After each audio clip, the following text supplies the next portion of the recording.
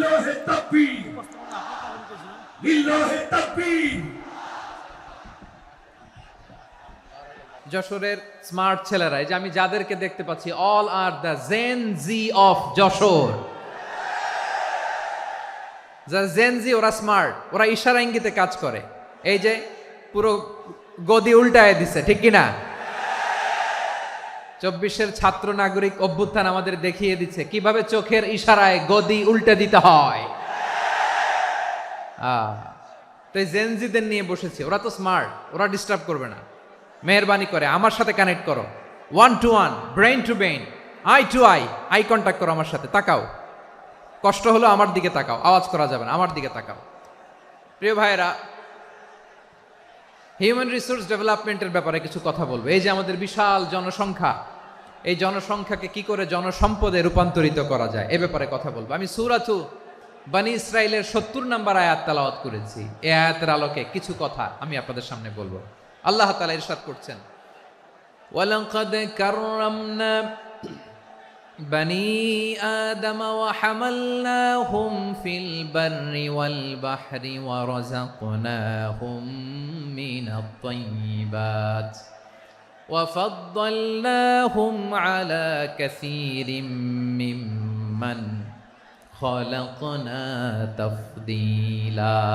পড়েন আল্লাহু আকবার।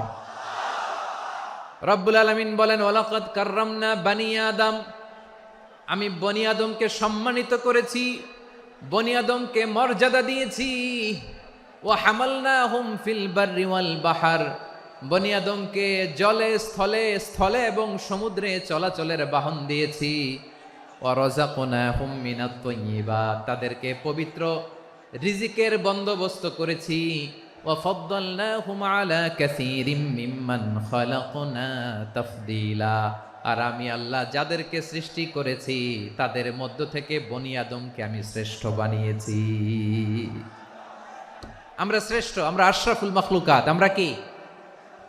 এই যে এমনি চিল্লাচিল্লি করে, জিজ্ঞেস করলে বলে না। আমরা আশরাফুল মাখলুকাত, আমরা কি?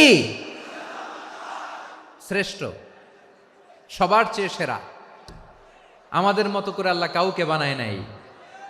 2 পায়ে ভর করে শির দ্বারা এরকম স্ট্যান্ড রেখে মাথা উঁচু করে দাঁড়াতে পারে এরকম কোন প্রাণী পৃথিবীতে আছে?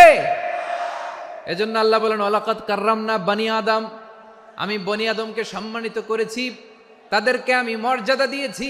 তাদেরকে আমি যত মর্যাদা দিয়েছি আমার কোন সৃষ্টিকে এত মর্যাদা দেই নাই। পড়েন সুবহানাল্লাহ। I have dignified the status of the sons of Adam. আদমের সব সন্তানের মর্যাদা আমি বাড়িয়েছি। আল্লাহ এখানে বলেননি ওয়ালাকাদ কাররামনাল মুমিনিন, আমি মুমিনের মর্যাদা বাড়িয়েছি, বলেছেন? আল্লাহ এখানে বলেন নাই ওয়ালাকাদ কাররামনাল মুসলিমিন, আমি মুসলিমের মর্যাদা বাড়িয়েছি। আল্লাহ বলেছেন ওয়ালাকাদ কাররামনা বনী আদম, আমি বনী আদমের সম্মান বাড়িয়েছি। হোক সে মুমিন কিংবা কাফের, মুসলিম কিংবা মুশরিক, আস্তিক কিংবা নাস্তিক, আরব কিংবা অনারব, যেই হোক না কেন, আদম সন্তান সবগুলার মর্যাদা বাড়ায় দিয়েছে কে? সবার মর্যাদা আল্লাহ বাড়িয়েছে। মানুষ হিসেবে মর্যাদা। বিশ্বনবী সাল্লাল্লাহু আলাইহি ওয়াসাল্লাম ইহুদির লাশ দেখে দাঁড়িয়ে গেলেন। কার লাশ? আমার যশোরের ভাইয়েরা আওয়াজ করে বলুন, কার লাশ? ইহুদির লাশ দেখে দাঁড়ায় গেলেন। সাহাবারা বললেন, ইয়া রাসূলুল্লাহ, আপনি দাঁড়ালেন যে, এটা তো ইহুদির লাশ। বিশ্বনবী বললেন, আওয়ালাইসাত নাফসান, এটা কি মানুষ নয়? এটা হোক ইহুদি হোক খ্রিস্টান, এটা তো মানুষ। আমি মানুষ দেখে দাঁড়িয়েছি। আই স্যালিউট দ্য হিউম্যানিটি, আমি মানবতাকে সম্মান করেছি। পড়েন সুবহানাল্লাহ। তাহলে এই জমিনে মানুষের মর্যাদা বেশি, হোক আস্তিক হোক নাস্তিক, হোক মুমিন কিংবা কাফের। আদমের সন্তান হলে, মানুষ হলেই তার মর্যাদা বাড়িয়েছে কে? আমার কলিজার টুকরা যশোরের ভাইয়েরা, মানুষের মর্যাদা আল্লাহ এত বাড়িয়েছেন, মানুষ জীবিত থাকলেও যেমনি মর্যাদাবান, মরে গেলেও মর্যাদাবান। সুবহানাল্লাহ পড়েন। মানুষ মরে গেলে এই ডেড বডিটা কি হয়? পচে যায়, গলে যায়, মাটির সাথে মিশে যায়। তাই বলে আপনি ডেড বডির সাথে যাচ্ছে তাই করতে পারবেন না। পারবেন? কেউ যদি অন্যায় করে, তাকে যদি আপনি শাস্তির আওতায় আনেন, যা মনে চায় করতে পারবেন না। তারা আগুন দিয়ে পোড়াতে পারবেন না, নাক কাটতে পারবেন না, কান কাটতে পারবেন না, অঙ্গ বিকৃতি করতে পারবেন না। কারণ মানব জাতির মর্যাদা স্বয়ং দিয়েছে কে? ডেড বডি পচে যাবে, গলে যাবে, তারপরে ইসলাম বলে না, খবরদার, এই মরা লাশটারও একটা মর্যাদা আছে না নাই? ইসলাম বলে এই লাশটা গলে যাবে, পচে যাবে, কিন্তু এটার অমর্যাদা করো না। কর্পূর দিয়ে, খেজুর পাতা দিয়ে এটাকে ওয়ার্ম ওয়াটার দিয়ে, গরম পানি দিয়ে ধৌত করো, সাদা শুভ্র ধবধবে কাপড় দিয়ে লাশটাকে তুমি কাভার করো, তারপরে খাটিয়ার মধ্যে লাশটাকে রেখে বিশাল একটা প্রোগ্রাম করো, একটা ফিউনারাল প্রোগ্রাম করো। ওই প্রোগ্রামের ডানে বায়ে পেছনে লাশটারে রাখলে হবে না, প্রোগ্রামের একেবারে সামনটাতে তুমি লাশটাকে রাখো। সুবহানাল্লাহ। একটা ফিউনারাল প্রোগ্রাম করতে হবে, তাকে শেষ বিদায় জানাতে হবে, যেটাকে আমরা জানাজা বলি। কি বলি? জানাজা মানে মাইয়েতের জন্য দোয়া, তার জন্য দোয়া করা হয়, তাকে একটা সিস্টেমেটিক অর্ডারে কবরে রাখা হয়, সুন্দরভাবে সেটাকে কবরস্থ করা হয়, মাটি দেয়া হয়, পানি দেয়া হয়। তার মানে মরে গেলেও মানুষের সম্মান বাড়ায় দিয়েছে কে? এজন্য আল্লাহ বললেন ওয়ালাকাদ কাররামনা বানি আদম, বনি আদমের সম্মান মর্যাদা আমি আল্লাহ বাড়িয়ে দিয়েছি। মানুষের সম্মানে তুমি কখনো আঘাত করো না, ঠিক কি না?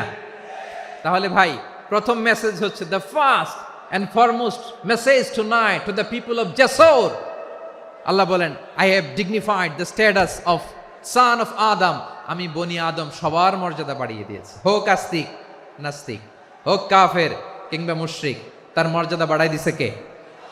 যখন বন্যা হয় আমরা ত্রাণ নিয়ে যাই, আমরা শুধু মুসলমানদেরকে ত্রাণ দেই নাকি? হ্যাঁ, আমরা মুসলমানকেও দেই, অমুসলমানকেও দেই, হিন্দুকেও দেই, বৌদ্ধকেও দেই। যেখানেই মানবতা বিপন্ন সেখানে ইসলামের হেল্পিং হ্যান্ড আছে না নাই?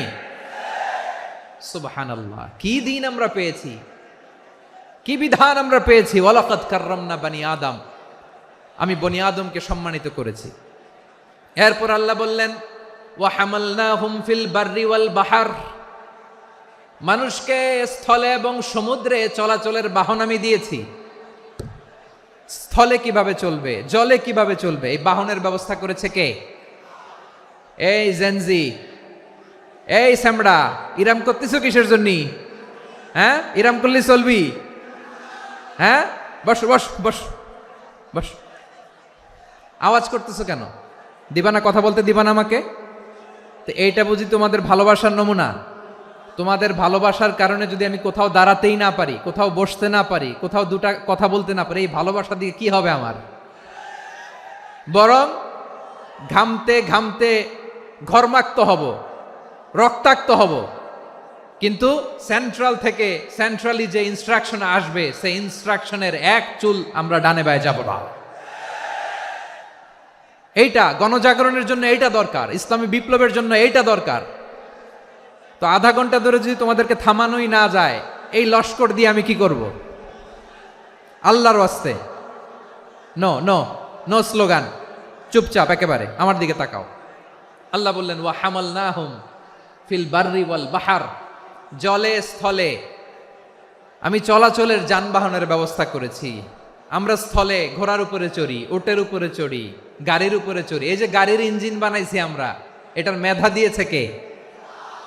আবার সাগরের মধ্যে আমরা নৌযান, জলযান, বড় বড় জাহাজ দিয়ে এক মহাদেশ থেকে আরেক মহাদেশ যাই, এক দেশ থেকে মালামালগুলো আরেক দেশে পাঠাই। সাগরের ভেতরে নৌকাগুলোরে ধরে রাখলো কে? ওয়াল ফুলকিল্লাতি তাজরি ফিল বাহরি বিমা ইয়ানফাউন নাস, মানুষের উপকার আছে এরকম সরঞ্জামাদি নিয়ে সাগরের উপরে বিশাল বিশাল জলযানগুলো চলে। এগুলো ডুবে যায় না, কাত হয়ে যায় না, পড়ে যায় না। এগুলোকে স্থিতিস্থাপকতাকে ঠিক করে রাখলো কে? আপনারা জাহাজ দেখেছেন? জাহাজ, হ্যাঁ, বাড়ি চট্টগ্রাম হইলে দেখতে পারতেন। দেখছেন? বিশাল বিশাল জাহাজ, বিশাল জাহাজ মালামাল নিয়ে এক মহাদেশ থেকে আরেক মহাদেশে যায়। গত মাসে আমার জাপান সফর ছিল। এই যে বাংলাদেশে যে গাড়িগুলো চালান, বেশিরভাগ গাড়ি আসে কিন্তু জাপান থেকে। হাজার হাজার গাড়ি একটা জাহাজ বহন করতে পারে, হাজার হাজার গাড়ি। এটারে সাগরের মধ্যে ভাসাইলো কে? সবাই বলুন, ভাসালো কে? হাজার হাজার গাড়ি নিয়ে জাপানিজ গাড়িগুলো আমাদের চট্টগ্রামের এয়ারপোর্টের বন্দরে ভিড়ে। যুক্তরাষ্ট্রে আমি দেখেছি বিশাল বিশাল জাহাজ। আপনারা টাইটানিক জাহাজের নাম শুনেছেন? টাইটানিকেরও 8 গুণ 10 গুণ বড়। সুবহানাল্লাহ কইবেন না? টাইটানিক জাহাজের 8 গুণ 10 গুণ বড় একটা জাহাজ আছে, আইকন অফ দ্য সি, আমি দেখে এসেছি। রয়্যাল ক্যারিবিয়ান দেখে এসেছি। সাগরের সামনে জেটিতে যখন দাঁড়ালাম, জাহাজটা যখন যায়, আমার মনে হচ্ছে একটা শহর, গোটা শহর, the entire city is floating on the water. পুরো একটা শহর মনে হয় পানির উপর দিয়ে ভেসে যাচ্ছে। পড়েন সুবহানাল্লাহ। এই যে আইকন অফ দ্য সি, এই ক্রুজ, এই জাহাজটা, এটার ভিতরে স্টেডিয়াম আছে। কিসের ভিতরে স্টেডিয়াম? কথা বুঝে নাই বোধহয়। স্টেডিয়াম কিসের ভিতর? সুইমিং পুল আছে, শপিং মল আছে, রেস্টুরেন্ট আছে, ক্লাব আছে, 3000 4000 রুম বিশিষ্ট, কক্ষ বিশিষ্ট হোটেল আছে। এই সবগুলোর নিয়ে এগুলো চলে সাগরের এই দোলার মধ্যে, জলোচ্ছ্বাসের মধ্যে, এই সাগরের ভেতরে এই জাহাজগুলোর ভাষায় রাখছে কে? সূরাতুর আর রহমানে আল্লাহ তাআলা বললেন, ওয়ালাহুল জাওয়ারিল মুনশাআতু ফিল বাহরি কাল আ'লাম ফাবিআইয়ি আলা, সবাই পড়েন, ফাবিআইয়ি আলাই রাব্বিকুমা তুকাযযিবান। পাহাড় সম বড় বড় জাহাজগুলো মাল বোঝাই করে সাগরের মধ্যে ভেসে বেড়ায়। এগুলো দিয়ে মালামাল বহন করা যায়, মানুষরা এক দেশ থেকে আরেক দেশে যায়। এই জাহাজগুলোর সাগরের ভেতরে ভাসায় রাখলো কে? এই আয়াতের ভেতরে আল্লাহ তাআলা সূরাত বনী ইসরাঈলের এই চমৎকার আয়াতের ভেতরে আল্লাহ তাআলা বেসিক্যালি মানব জাতির প্রতি তার 4টি স্পেশাল অনুগ্রহের কথা বলেছেন। কয়টি? 2টা বলে ফেলছি। 1 নাম্বার, ওয়ালাকাদ কাররামনা বানি আদম, আমি বনি আদমের সম্মান বাড়াইছি। নাকি মুসলমানদের? নাকি মুসল্লিদের? কার সম্মান বাড়িয়েছি? বনি আদমের। তাহলে human dignity, the first part of the verse talks about the human dignity. 2 number অংশ আল্লাহ তাআলা বললেন, ওয়া হামালনাহুম ফিল বাররি ওয়াল বাহর, স্থলে এবং সমুদ্রে আমি তাদের জন্য চলাচলের বাহন দিয়েছি। সুবহানাল্লাহ। তার মানে smooth movement on land and sea, জলে এবং স্থলে যাতে আমরা স্মুথলি মুভ করতে পারি আল্লাহ তাআলা দিয়েছেন।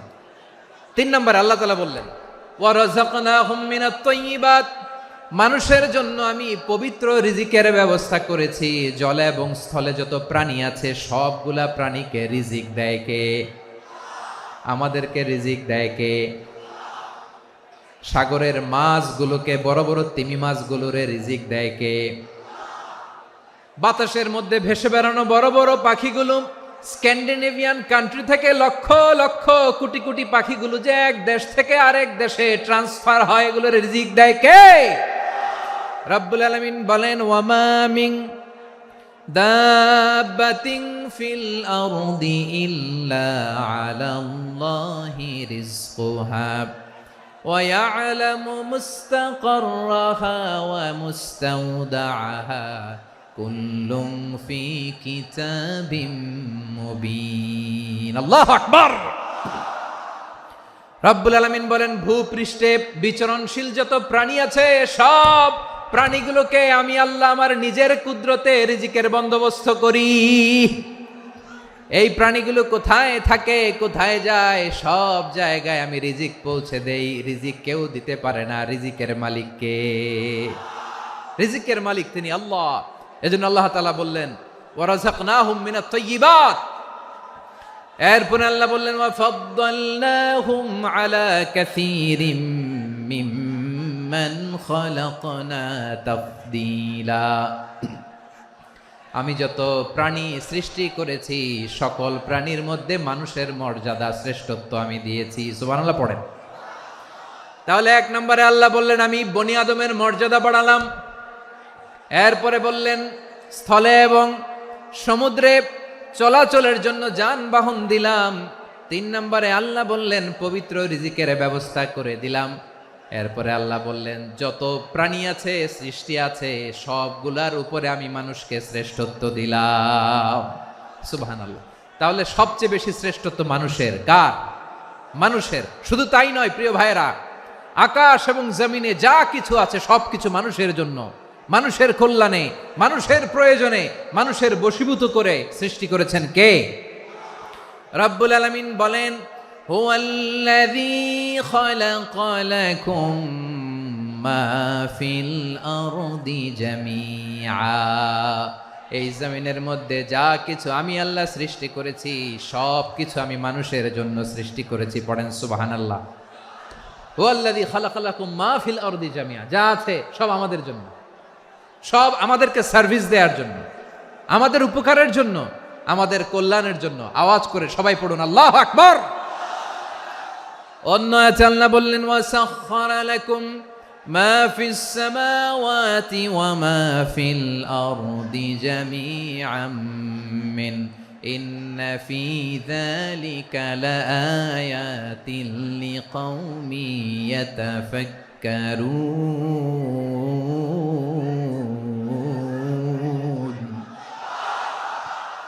প্রথমে আয়াতে আল্লাহ বললেন, জমিনে যা আছে সব তোমাদের কল্যাণে আমি সৃষ্টি করলাম।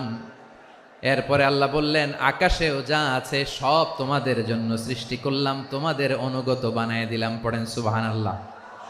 মানুষের কি ব্রেইন দেখেন, মানুষ জমিন ছেড়ে আকাশে চলে যায়। পাখি দেখে মানুষের শখ হলো, পাখি যেহেতু উঠতে পারে আমরাও পারবো। অরবিল রাইট, উইলবার রাইট, দুই ভাই মিলে আঁকাঝোঁকা করতে করতে করতে করতে প্লেন বানায় ফেললো। কোন সুবহানাল্লাহ। এখন পাখিও ওরে, আমরাও ওরি। এরপরেই মানুষের কৌতূহল থামে না এখানে। মানুষ চলে গিয়েছে চাঁদে। কোথায় গেছে? এখন কিন্তু চাঁদে জমি বিক্রি হয় জানেন। পৃথিবী নিয়ে মারামারি শেষ, রাশিয়া আমেরিকা এখন ধরছে চাঁদ আর মঙ্গল গ্রহ। এখন চাঁদে জমি বিক্রি হয়, মঙ্গলে জমি বিক্রি হয়। এই চাঁদ, মঙ্গল, বৃহস্পতি, শনি সব আল্লাহ তাআলা আমাদের জন্য বানিয়েছেন। সুবহানাল্লাহ পড়েন। মানুষ সাগরের উপরে চড়ে, শূন্যে ভেসে বেড়ায়, পাহাড় কেটে সুড়ঙ্গ বানায়, টানেল বানায়। মানুষ ব্রডব্যান্ডের লাইন নিয়ে যায় সাগরের ভেতর দিয়ে, এক দেশ থেকে আরেক দেশে, এক মহাদেশ থেকে আরেক মহাদেশে। সুবহানাল্লাহ পড়েন। তার মানে গোটা বিশ্বের সব কিছুর উপরে control, superiority over all creatures, সব কিছুর উপর কন্ট্রোল, মনিটরিং, নিয়ন্ত্রণ, এটা প্রতিষ্ঠা করে দিয়েছে কে? এজন্যই মানুষের শ্রেষ্ঠত্ব। ওয়ালাকাদ কাররামনা বানি আদম, আমি বনি আদমের সম্মান বাড়িয়েছি, মর্যাদা আমি বাড়িয়ে দিয়েছি এই কারণে, কারণ মানুষ সব কিছুর উপর নিয়ন্ত্রণ নিতে পারে। মানুষকে নিয়ে এই কোরআনের সব আলোচনা, মানুষকে নিয়ে এই কোরআনের সব। তাই কোরআনের কেন্দ্রীয় আলোচ্য বিষয় হচ্ছে মানুষ। কোরআনের কেন্দ্রীয় আলোচ্য বিষয় কি? যশোরের ভাইয়েরা বুঝে থাকলে সবাই বলবেন, কোরআনের কেন্দ্রীয় আলোচ্য বিষয় কি? এই যে আমি মূল আলোচনায় যাচ্ছি এখন। কেন মানুষ কোরআনের কেন্দ্রীয় আলোচ্য বিষয়? এই যে ভাইয়েরা, এই যে হাত জোর করে, এই যে Jessore Gen Z, the smart people of Jessore, হাত জোর করে বলতেছে, হাত জোর করে তোদের কাছে আল্লাহর দোহাই লাগে, স্টপ স্টপ। শুরুতে একবার বলেছে, জায়গা না হলে আস্তে আস্তে ধাক্কা দিবা, সামনে না পিছনে, দিয়ে দিয়ে বেরোয় চলে যাও। এলইডিতে দেখো, এই যে এই যে আল্লাহর ওয়াস্তে জায়গা না হলে ওদিকে যাও। কোরআনের মাহফিলে বিশৃঙ্খলা, এটা কাফিরদের আলামত। কাফিররা শীষ দিত, শীষ। বিশ্বনবী কোরআনের তাফসির করলে কাফিররা শীষ দিত আর ক্ল্যাপিং করত, হুইসেল অ্যান্ড ক্ল্যাপিং। তো আমরা কি এখানে বিশৃঙ্খলা করতে আসছি? তো বারবার থামানো লাগে কেন?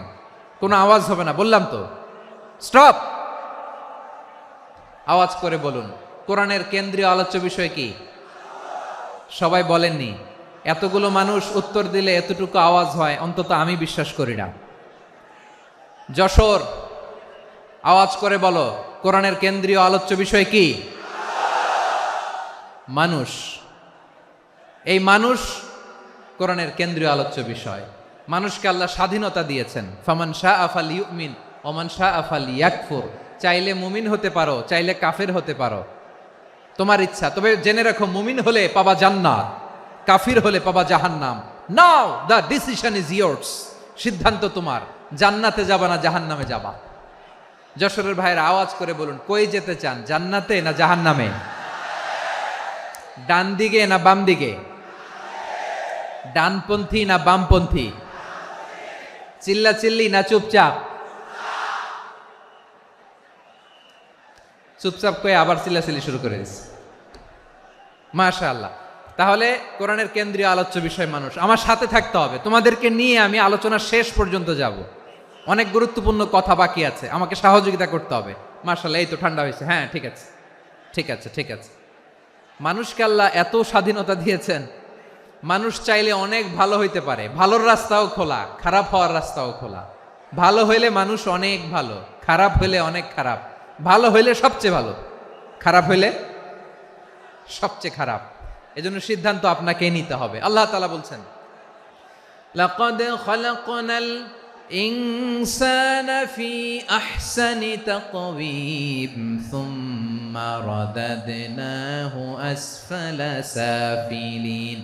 আমি মানুষকে অনেক সুন্দর অবয়বে, সুন্দর আকৃতিতে সৃষ্টি করেছি। তার শুধু চেহারার ডিজাইনটাই সুন্দর নয়, তার ব্রেনটা বড্ড সুন্দর, তার মানসিকতা বড্ড সুন্দর, তার সৃজনশীলতা বড্ড সুন্দর। পড়েন সুবহানাল্লাহ। আমাদের চেহারা, অবয়ব, ডিজাইন যে সুন্দর তা না, আমাদের ব্রেনটা অনেক সফিস্টিকেটেড ব্রেন, অনেক সফিস্টিকেটেড। এই 1.5 কেজি ব্রেন ইউজ করে মানুষ গোটা বিশ্বে সভ্যতা বিনির্মাণ করেছে, ঠিক কিনা? এই ব্রেন আল্লাহ তাআলা আমাকে দিয়েছে। এটারে কাজে লাগালে, আপনার 6 সেন্স কাজে লাগালে আপনি অনন্য মানুষ হয়ে উঠবেন, মহামানবে রূপান্তরিত হবেন। মানুষ হতে পারে, চাইলেই মহামানব হতে পারে। আবার যদি মানুষ চায় খারাপও হতে পারে। আল্লাহ বললেন শুধু ভালোই না, ভালো হতে চাইলে অনেক ভালো তুমি হতে পারো, আবার খারাপ হতে চাইলে অনেক খারাপ তুমি হতে পারো। সুম্মা রাদাদনাহু আসফালা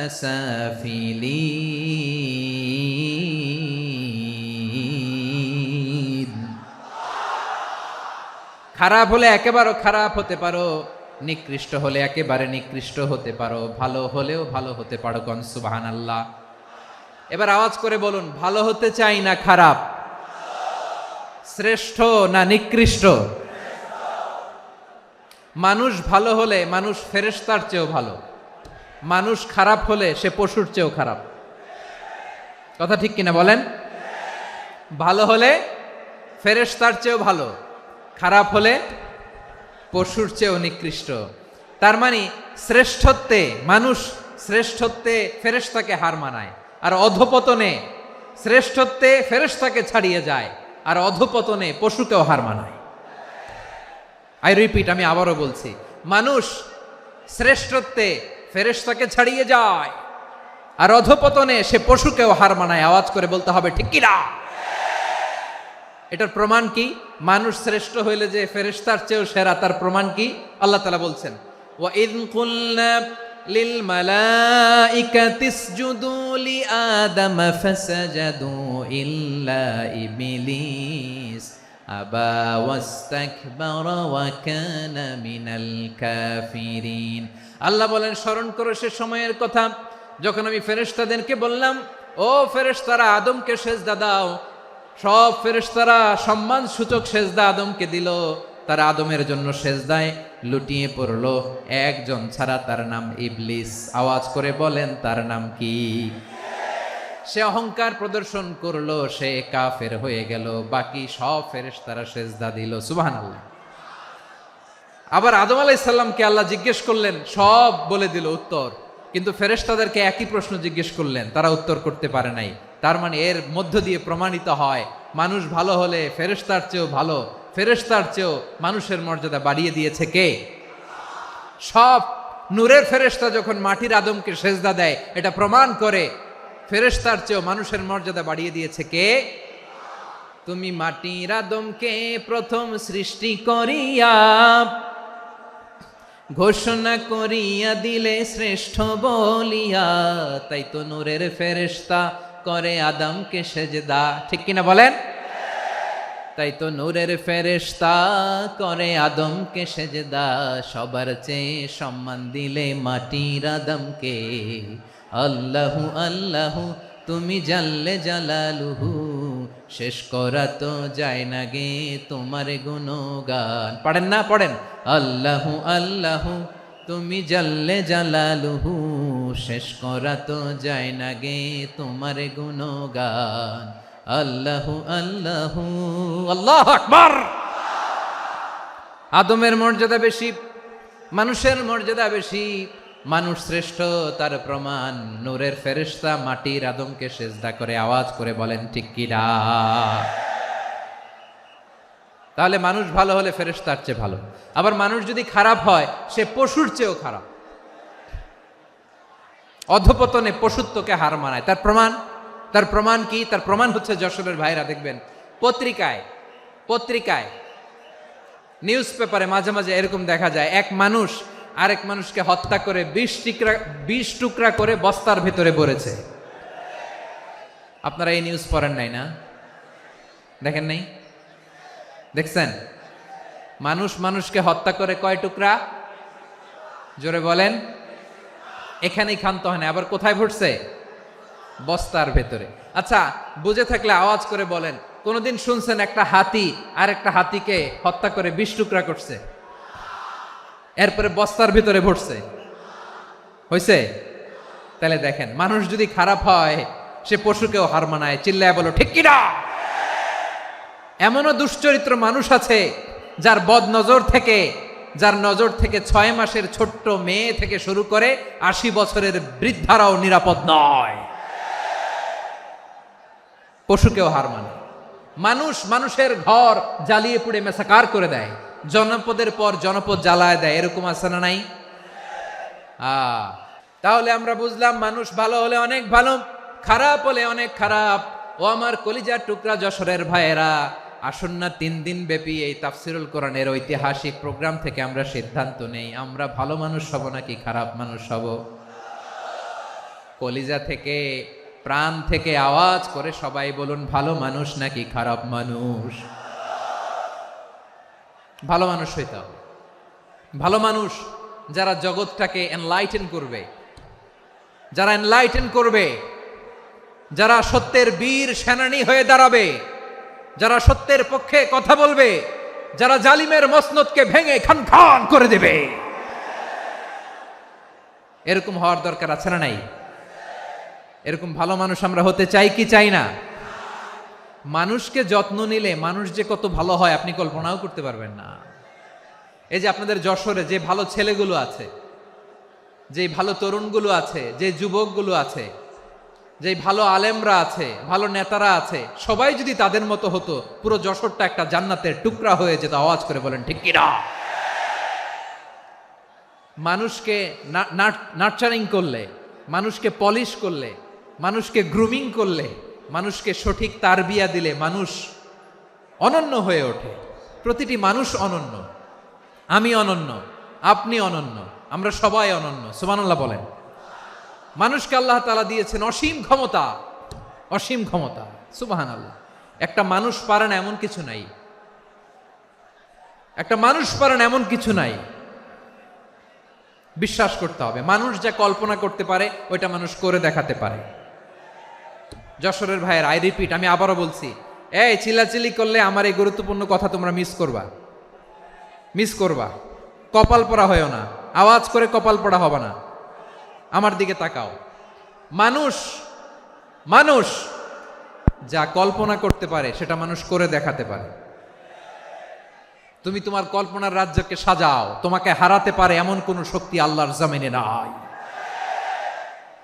তোমার কি শক্তি, কি সম্ভাবনা তুমি জানোই না মিয়া।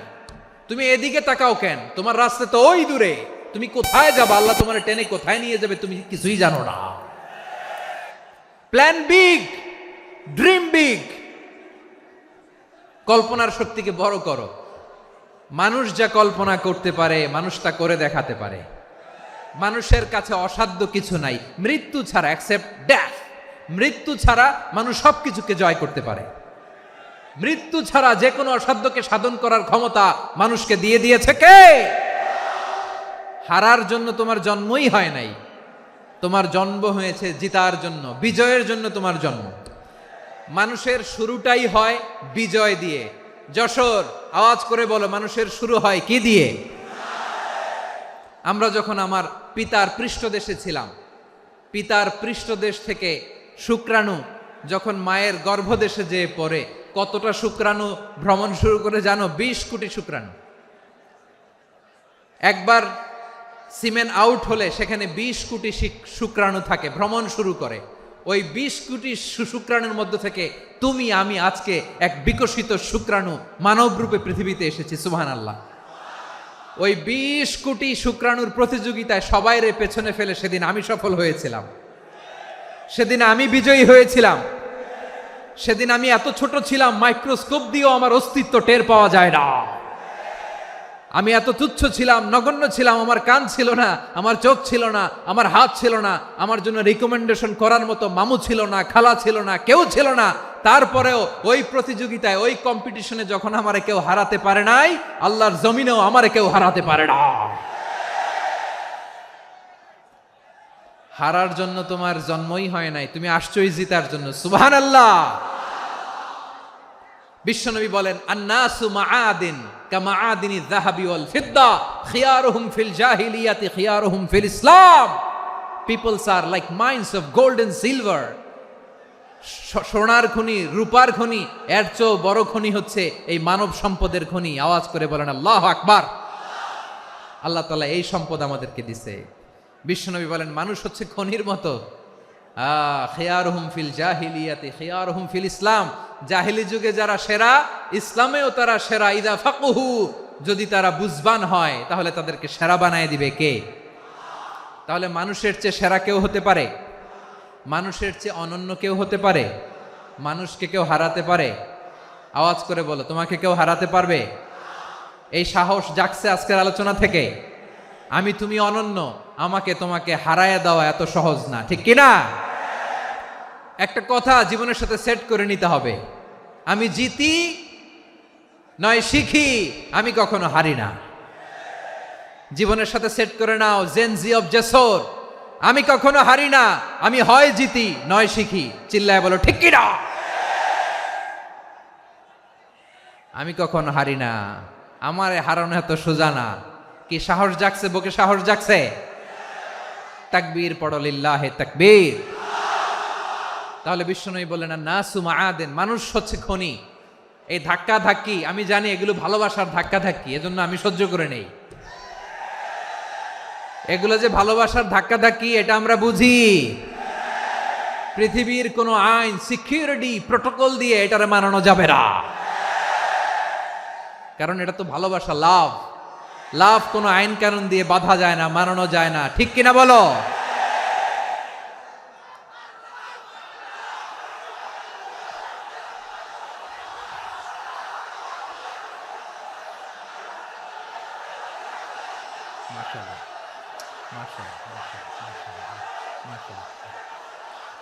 ঠিক আছে, বসুন বসুন বসুন। আল নাসু মাআদিন, মানুষ হচ্ছে খনি। এই খনির যত্ন নিতে হবে। আমার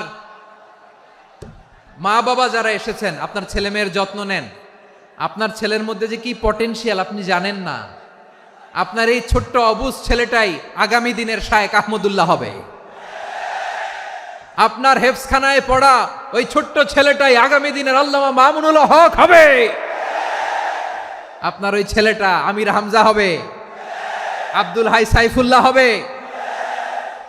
এভাবে বড় বড় আলেম হবে, তারা যুগশ্রেষ্ঠ আলেম হবে। সেই একদিন এই বাংলাদেশের পার্লামেন্টে যে বক্তব্য দিয়ে যশোরের পক্ষে কথা বলবে। আপনি জানেন না, কাউকে ছোট করবেন না আপনি। ওর কনফিডেন্স আপনি কমাবেন না, আপনি কমাতে পারেন না। প্যান্ডেলে আমার যে মা বোনেরা আছেন, ছেলে মেয়েদেরকে কখনো ছোট করে কথা বলবেন না। ও যে কোথায় যাবে আপনি জানেন না। আপনি মা হয়ে তাকে সাহস দিবেন, তার কল্পনার জগৎটাকে সাজাতে তাকে উৎসাহিত করবেন, ঠিক কিনা বলেন?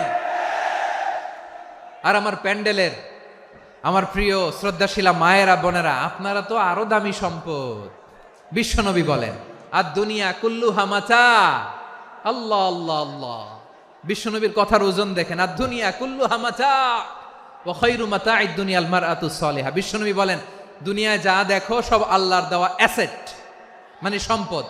আর এত অ্যাসেটের ভিড়ে সবচাইতে শ্রেষ্ঠ সম্পদ হচ্ছে নেককার নারী। সুবহানাল্লাহ। ভাইয়েরা বোনের সাথে খারাপ আচরণ করো না, সন্তান মায়ের সাথে খারাপ আচরণ করো না। আমাদের মায়েরা আমাদের asset, they are our priceless asset. কারণ এই মায়েদের পেটে এসেছে আল্লাহর ওলিরা, এই মায়েদের পেটে এসেছে খান জাহান আলী, এই মায়ের পেটে এসেছে শাহজালাল ইয়ামানি, এই মায়ের পেটে এসেছে আল্লাহর সব নবীরা, নাকি নবীরা আকাশ থেকে ধপ করে জমিনে নেমে আসছে? মায়ের পেটে আসছে। এই মায়ের পেটগুলো খনি। আমার সম্মানিতা মায়েরা, বোনেরা, নিজেকে ইসলাম দিয়ে সাজান, নিজেকে ইসলাম দিয়ে সাজান, নিজেকে পবিত্র রাখুন, নিজের আব্রু ইমান ইজ্জতের হেফাজত করুন, কোরআন পড়ুন, সুন্নাহ পড়ুন। আপনি জানেন না আপনার গর্ভে কে আসছে, কোন ক্ষণজন্মা পুরুষকে আল্লাহ তাআলা আপনার গর্ভে পাঠাবে আপনি জানেন না। মায়েরা, নিজেদেরকে পবিত্র রাখুন, ইসলাম চর্চা করুন, কোরআন চর্চা করুন, নৈতিকতা দিয়ে নিজেকে সাজান। যশোরের জেনজি, নিজেদেরকে প্রস্তুত রাখো আগামীর বাংলাদেশের জন্য। নৈতিকতা, মোরালিটি, ভ্যালিউজ দিয়ে নিজেকে সাজাও, ইসলাম দিয়ে নিজেকে সাজাও, কারণ আগামীর বাংলাদেশ ইসলামের বাংলাদেশ। বাংলাদেশের আসল পরিচয় ইসলাম। বাংলাদেশের আসল পরিচয় কি? সবাই বলে না। বাংলাদেশের আসল পরিচয় কি? এই ইসলাম নিয়ে আমরা সংসদ ভবন সাজাবো, রাজি আছি না নাই? শেকড় ভুলে যাওয়া যাবে না। আমরা ধাপে ধাপে শারিয়া আইনের দিকে যাব ইনশাআল্লাহ, কিন্তু জঙ্গিবাদ দিয়ে নয়, কট্টর পন্থা দিয়ে নয়। আমরা ইন্টেলেকচুয়ালি, গ্রাজুয়ালি, ধাপে ধাপে শারিয়া আইনের দিকে মুভ করব ইনশাআল্লাহ। বলো লিল্লাহি তাকবীর। এদেশের আসল পরিচয় সবাই বলে না, আওয়াজ করে, এদেশের আসল পরিচয়। এদেশে আজান শুনে সূর্য ওঠে শহর গ্রামে, এদেশে আজান শুনে সূর্য ডুবে সন্ধ্যা নামে, এদেশে সকল কাজে সবাই বলে বিসমিল্লাহ, এদেশে ভালো কিছু দেখে শুনে হাসি মুখে সবাই বলে মাশা আল্লাহ, সুবহানাল্লাহ, সুবহানাল্লাহ, সুবহানাল্লাহ, সুবহানাল্লাহ, সুবহানাল্লাহ, সুবহানাল্লাহ, সুবহানাল্লাহ, সুবহানাল্লাহ। ও নবীন তরুণ, তোমার কিসের এত ভয়? জেনে রেখো বাংলাদেশের আসল পরিচয়। বাংলাদেশের আসল পরিচয় ইসলাম। আওয়াজ তুলে বলো, আসল পরিচয় কি? এদেশে পরস্পরে দেখা হলে দেয় সালাম, এদেশে আমজনতার হৃদয় জুড়ে পাক্কালাম, ঠিক কি না? এদেশে বিপদ এলে সর্বজনে সর্বক্ষণে দোয়া পড়ে ইন্না লিল্লাহ, সুবহানাল্লাহ, সুবহানাল্লাহ, সুবহানাল্লাহ, সুবহানাল্লাহ। এদেশে আজান শুনে সূর্য ওঠে শহর গ্রামে, এদেশে আজান শুনে সূর্য ডোবে সন্ধ্যা নামে, এদেশে সকল কাজে সবাই বলে বিসমিল্লাহ, এদেশে ভালো কিছু দেখে শুনে হাসি মুখে সবাই বলে মাশা আল্লাহ, সুবহানাল্লাহ। আওয়াজ করে সুবহানাল্লাহ, সুবহানাল্লাহ, সুবহানাল্লাহ, সুবহানাল্লাহ। সবাই একসাথে সুবহানাল্লাহ, সুবহানাল্লাহ, সুবহানাল্লাহ, সুবহানাল্লাহ। এদেশের আসল পরিচয় কি? আওয়াজ করে বলতে ভয় লাগে। এদেশের আসল পরিচয় কি? ইসলাম দিয়ে আমাদের সংসদ ভবন চলুক, আমরা চাই কি চাই না? বঙ্গভবনে লা ইলাহা ইল্লাল্লাহর পতাকা উড়ুক, আমরা চাই কি চাই না? প্রতিটি জেলা অফিসে, ডিসি অফিসে লা ইলাহার পতাকা ঝুলুক, আমরা চাই কি চাই না? কারা কারা চাই হাত তুলে আল্লাহরে দেখায়।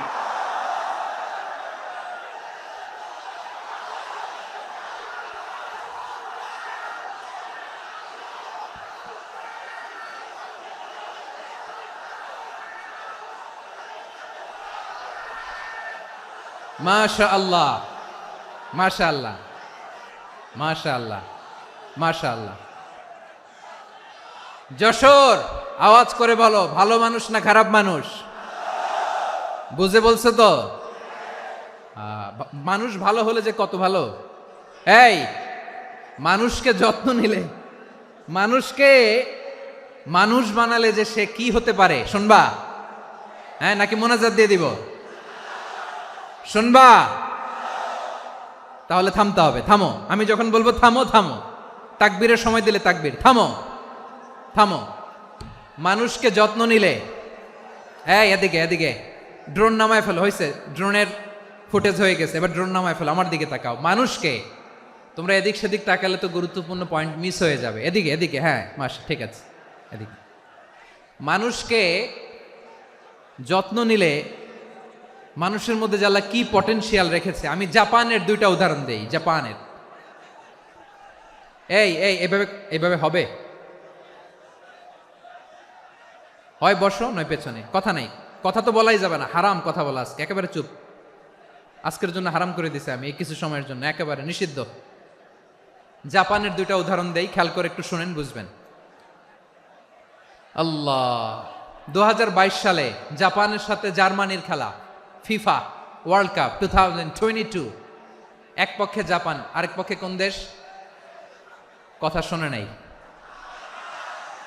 এক পক্ষে কোন দেশ, আরেক পক্ষে?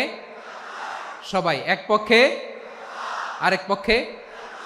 ওই খেলায় জিতেছিল জাপান, জিতেছিল 22 সালের এই ফিফা ওয়ার্ল্ড কাপে। জাপান ফুটবল খেলায় জিতে, as a part of their celebration, তারা খেলার পরে পুরো স্টেডিয়ামটারে ক্লিন করে, the fan base of Japan, lakh lakh মানুষ খেলা দেখতে যায়, তো এত ডাস্টবিনও তো নাই, তো যারা ডাস্টবিনে জায়গা পায় নাই, তারা এই যে চকলেটের প্যাকেট, পানির বোতল, চিপসের প্যাকেট, তারা এদিকে সেদিকে রেখে দিয়েছে। জাপানের ভক্তরা, জাপানের ফলোয়াররা, as a part of their celebration, তারা খেলার পরে পুরো স্টেডিয়ামের সব ময়লা আবর্জনা ক্লিন করে তারপরে বিদায় নিয়েছে। তাদেরকে কি ক্লিন করার দায়িত্ব দেয়া হয়েছিল? এই যশোর, জাপানের যে ছেলেরা খেলা দেখতে গেছিল, ওদেরকে কি ক্লিন করার দায়িত্ব দিছিল? তারা কি স্টেডিয়ামের পরিচ্ছন্নতা কর্মী? তাদের আকল, তাদের সিক্স সেন্স তাদেরকে বলেছে। ছোটবেলা থেকে জাপান গভর্নমেন্ট ওদেরকে এত পরিচ্ছন্নতা শেখায়, ক্লিনলিনেস অ্যাওয়ারনেস ক্যাম্পেইন করায়। ক্লাসে আমি দেখেছি, ক্লাসে নিজের বেঞ্চ নিজে মুছে, ক্লাসের মাঝখানে একটা সময় দেয়, নিজের টেবিল নিজে মুছে, নিজের ক্লাসরুমটা নিজে পরিষ্কার করে। রাস্তাঘাটে একটা ধুলা নাই, ময়লা নাই, একটা টিস্যু নাই। খেলার পরে গোটা বিশ্বকে তাক লাগিয়ে দিয়েছে। জাপানের ফ্যানরা সবার রেখে যাওয়া গার্বেজ, টিস্যু, বোতল পরিষ্কার করে তারপরে স্টেডিয়াম থেকে বিদায় নিয়েছে। আমরা কেন এমন হইতে পারলাম না? আমরা কেন এমন হইতে পারলাম না? জাপানের যারা এগুলো করছে, ওদের 3টা করে চোখ না? চোখ তো 3টা, জাপানো লাগো, জাপানো লাগো, হাত তো 4টা, কান তো 6টা, হ্যাঁ? নাকি আমার মতো 2 হাত 2 কানওয়ালা মানুষ? চোখে দেখলে ওটা মানুষ না। চিন্তা করছেন?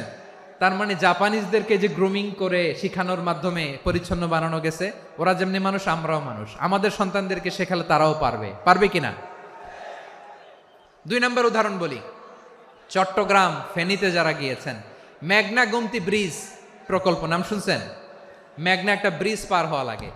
এই মেঘনা গোমতী, এখানে 3টা ব্রিজ, কাঁচপুর সহ, এই 3টা ব্রিজের নির্মাণ কাজ, রেনোভেশনের কাজ দেয়া হয়েছিল জাপানের একটা কোম্পানিকে। কাকে? জাপানের কোম্পানি। নির্মাণ শেষে 738 কোটি টাকা বেঁচে গেছিল, এটা গভর্নমেন্টের হাতে দিয়ে তারা বিদায় নিয়েছে। কত টাকা? 738 কোটি টাকা। যত প্রাক্কলিত ব্যয় নির্ধারণ করা হয়েছে, সব টাকা সরকার, তৎকালীন সরকার, 2019-এর সরকার, কারা ছিল তো জানেন? এই 2019-এর সরকার তাদেরকে দিয়েছে। তারা রিনোভেশন নির্মাণ শেষে 738 কোটি টাকা অতিরিক্ত বেঁচে গেছিল, এটা আবার গভর্নমেন্টের হাতে বুঝাই দিয়ে তারা বিদায় নিচ্ছে। আমরা কেন এমন হইতে পারলাম না? জাপানের ওরাও মানুষ, আমরাও মানুষ, তার মানে মানুষে মানুষে পার্থক্য আছে না নাই? আচ্ছা, জাপানের 2টা উদাহরণ দিলাম, এবার আমার দেশের 2টা উদাহরণ দিব না? বাংলাদেশের 2টা উদাহরণ দিই। 1 নম্বর উদাহরণ, গত সপ্তাহে আপনারা জানেন কক্সবাজার আমার একটা প্রোগ্রাম ছিল, তো হেলিকপ্টারে গিয়েছিলাম। ফেনী জেলা যখন পার হচ্ছি, আমি দেখলাম 3টা উইন্ডমিল। উইন্ডমিল চিনেন তো? বিশাল পিলার, 3টা 4টা পাখা থাকে। বায়ু বিদ্যুৎ কেন্দ্র, বাংলাদেশের প্রথম বায়ু বিদ্যুৎ কেন্দ্র এটা। মুহুরী প্রজেক্ট বলে এটার, সম্ভবত মুহুরী প্রজেক্ট। তো সাগরের বাতাসের ঝাপটায় এটা ঘুরে এনার্জি হয়, ইলেকট্রিসিটি উৎপাদন হয়। তো আমি পাইলটকে বললাম, ভাই এগুলো থেকে কেমন ইলেকট্রিসিটি উৎপাদন হয়? কয় হুজুর একটুও হয় না, কিছুই হয় না। কিছুই হয় না মানে? বলে হুজুর বাংলাদেশে যত উইন্ড মিল আছে এটার পাখা একটাও ঘুরে না। আল্লাহ, বলেন কি? তাহলে এই যে কোটি কোটি টাকা ব্যয় করে যে উইন্ড মিল, কয় হুজুর ভিতরে ফিটফাট, উপরে ফিটফাট, ভিতরে সদরঘাট। তার মানে কোটি কোটি টাকা দিয়ে এই উইন্ড মিল বানায়, এখানে কিছু নাই। দুর্নীতির আড্ডাখানা, আখড়াখানা বাংলাদেশ, ঠিক কিনা বলেন? হায় রে, জাপানিজরাও মানুষ, আমরাও মানুষ। আমার এক নিকটাত্মীয় সরকারি চাকরিজীবী, উনি আমাকে বললেন, বাংলাদেশের আরেকটা উদাহরণ দেই। উনি আমাকে বললেন যে প্রতি বছর আমাদের অফিসের ফার্নিচার চেঞ্জ করে। আমি বললাম প্রতি বছর ফার্নিচার চেঞ্জ করে কেন? বলে যে ফার্নিচার নতুন পারচেজ করলেই তো ওইখানে টাকা, নতুন কিনতে পারলেই টাকা, নতুন উন্নয়নের সবক শোনাতে পারলেই টাকা। প্রথম আলোর রিপোর্ট, কি আলো? প্রথম আলোর রিপোর্ট, গত 15 বছরে উন্নয়নের নামে লুটপাট হয়েছে প্রায় 3.25 লাখ কোটি টাকা। কার রিপোর্ট? আমাদের বানানো কথা? প্রথম আলোর রিপোর্ট। গত 15 বছরে কারা ছিল জানেন তো? হ্যাঁ, শুধু ওনাদেরকেই দোষ দিয়ে লাভ নাই। স্বাধীনতার পর থেকে শুধু শাসকের হাত বদল হয়েছে, আমরা কিছু পাই নাই, ঠিক কিনা বলেন? শুধু ওনাদের দোষ দিয়ে কি লাভ? একদল খাইছে, আরেক দল খাওয়ার জন্য রেডি হয়ে আছে। আমরা এরকম চাই না। আমরা চাই স্বাধীন সার্বভৌম বাংলাদেশ। আমরা চাই দুর্নীতিমুক্ত বাংলাদেশ। আমি নিউজটা যে কতবার পড়লাম, এটা কি সম্ভব? 3.25 লাখ কোটি টাকা লুটপাট, মানে লুটপাট করতে করতে এদেশের জনগণকে ফুটপাতে বসায় দিচ্ছে। প্রিয় ভাইয়েরা, তাহলে জাপানের মানুষও মানুষ, আমরাও মানুষ। সিদ্ধান্ত আপনার, কোন মানুষ হবেন, ভালো মানুষ না খারাপ মানুষ? আজকের আলোচনার বিষয় হচ্ছে মানব সম্পদের উন্নয়ন, human resource development. It's a process to increase the capacity of knowledge, skill, capacity of the people of a country. একটা দেশের মানুষের জ্ঞান, তাদের দক্ষতা কি করে বাড়ানো যায়, বাড়িয়ে দেশের উন্নয়ন করানো যায়, এটাই হচ্ছে মানব সম্পদ উন্নয়নের মূল কথা।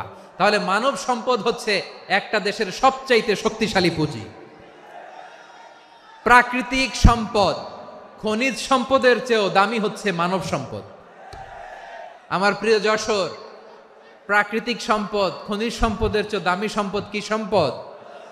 আল্লাহ তাআলা দয়া করে আমাদেরকে এই মানব সম্পদ দিয়েছেন। আসুন আমাদের এই মানুষগুলোকে আমরা সোনার মানুষ বানাই। রাজি আছেন তো সবাই? রাজি আছেন? মানুষ পারে না এমন কোনো কিছু নাই, চাইলে সব পারে। এজন্য মানুষকে তারবিয়া দিতে হবে, যথাযথভাবে তাদেরকে গড়তে হবে। আসুন আমরা সিরাতের আয়নায় বিশ্বনবীর জীবনী থেকে দেখি তিনি কিভাবে হিউম্যান রিসোর্সকে ম্যানেজ করতেন। যদি আপনাদের সময় হয়, দু একটা উদাহরণ দিয়ে আজকে আমি আমার আলোচনার বিদায় নিব।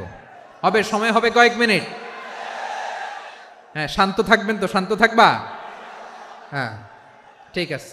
এই ধাক্কার মধ্যে ঢুকছে, এবার মজা বুঝতেছো তো? হ্যাঁ, মানা করছিলাম না? ঠিক আছে, টের পাও। হ্যাঁ, ঠিক আছে। যে আওয়াজ করবে আমি ওকে দেখতেছি, কে কে আওয়াজ করে দেখতেছি। শেষ কথা, শেষের দিকে চলে আসছি। বিষ্ণু ইসলাম কিভাবে হিউম্যান রিসোর্সকে ম্যানেজ করতেন, মজার কথা আছে কয়েকটা, বলে বিদায় নিব। বিশ্বনবী কিভাবে এই মানব সম্পদকে ম্যানেজ করতেন? বিশ্বনবী, he was a very good talent hunter, চৌকস ট্যালেন্ট হান্টার ছিল। কার মধ্যে কি ট্যালেন্ট আছে দেখলেই বুঝে ফেলতেন। সুবহানাল্লাহ পড়বেন না? কি নবী আমরা পেয়েছি! He was a very good talent hunter. আমার নবী, তিনি চৌকস ট্যালেন্ট হান্টার ছিলেন। কার মধ্যে কি প্রতিভা বের করতেন, ওই প্রতিভাকে ইসলামের কল্যাণে কাজে লাগাতেন। সুবহানাল্লাহ বলেন। যাকে যেই জায়গায় সেট করলে ভালো হবে তাকে ওই জায়গায় সেট করতেন।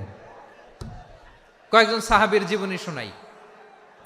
আবু মাহজুরা রাদিয়াল্লাহু তাআলা আনহু, মক্কার মুয়াজ্জিন, আগে ছিল মুশরিক, পরে হয়েছে মুমিন। উনি কিভাবে মুমিন হইলেন এই ঘটনাটা একটু আপনাদের শোনাতে চাই। তো আপনাদের তো সময় নাই হাতে। হ্যাঁ, সময় আছে? এই জেনজি শেষ করে দিল আজকের প্রোগ্রামটা। 1 ঘন্টা ধাক্কা ধাক্কি করে কেমনে দাঁড়ায় আছে আমি বুঝলাম না।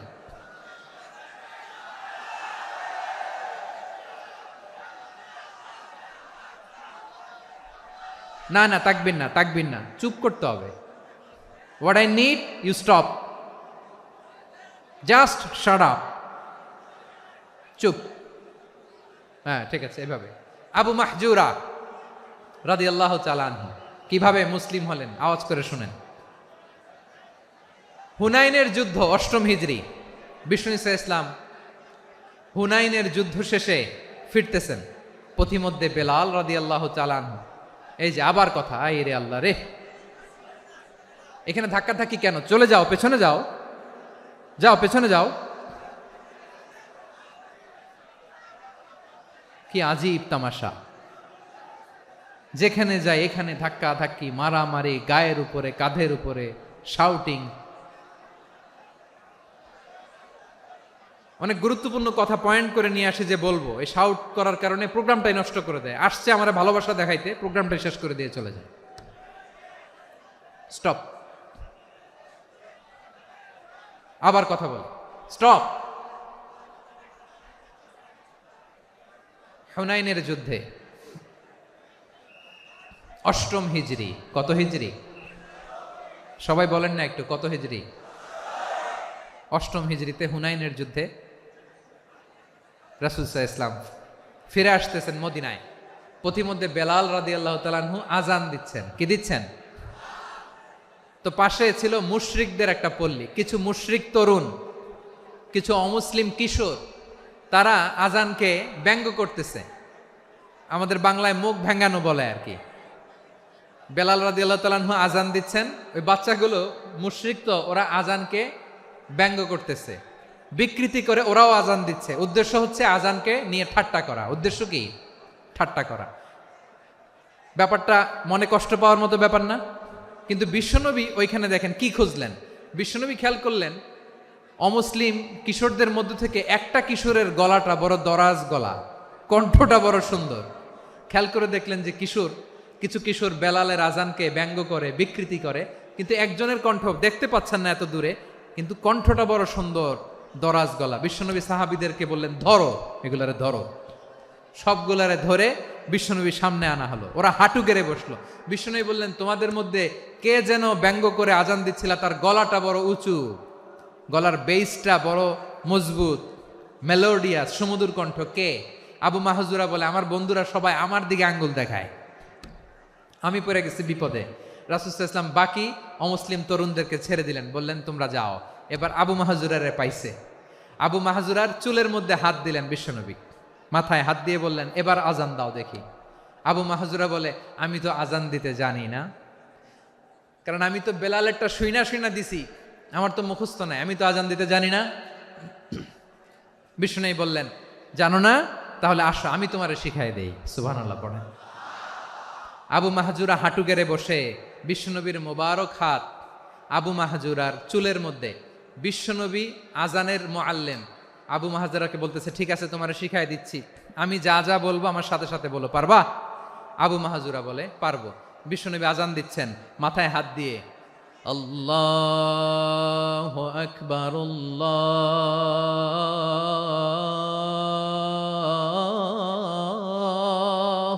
আকবার। আবু মাহজুরা এই বাক্যটা পড়লেন।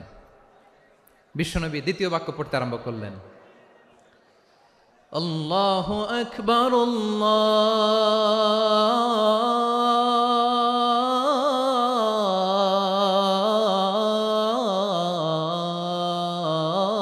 আল্লাহু আকবার। আবু মাহজুরা এই বাক্যটাও বললেন। বিশ্বনবী আবু মাহজুরার মাথার মধ্যে হাত দিয়ে তৃতীয় বাক্য পড়লেন, আশহাদু আল্লা ইলাহা ইল্লাল্লাহ,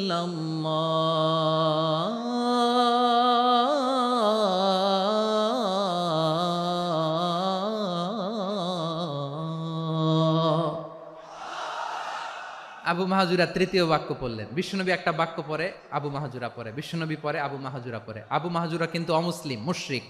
আবু মাহজুরা বলে, এক একটা বাক্য পড়ি আমার কলিজাটা গলে ঠান্ডা হয়ে যায়।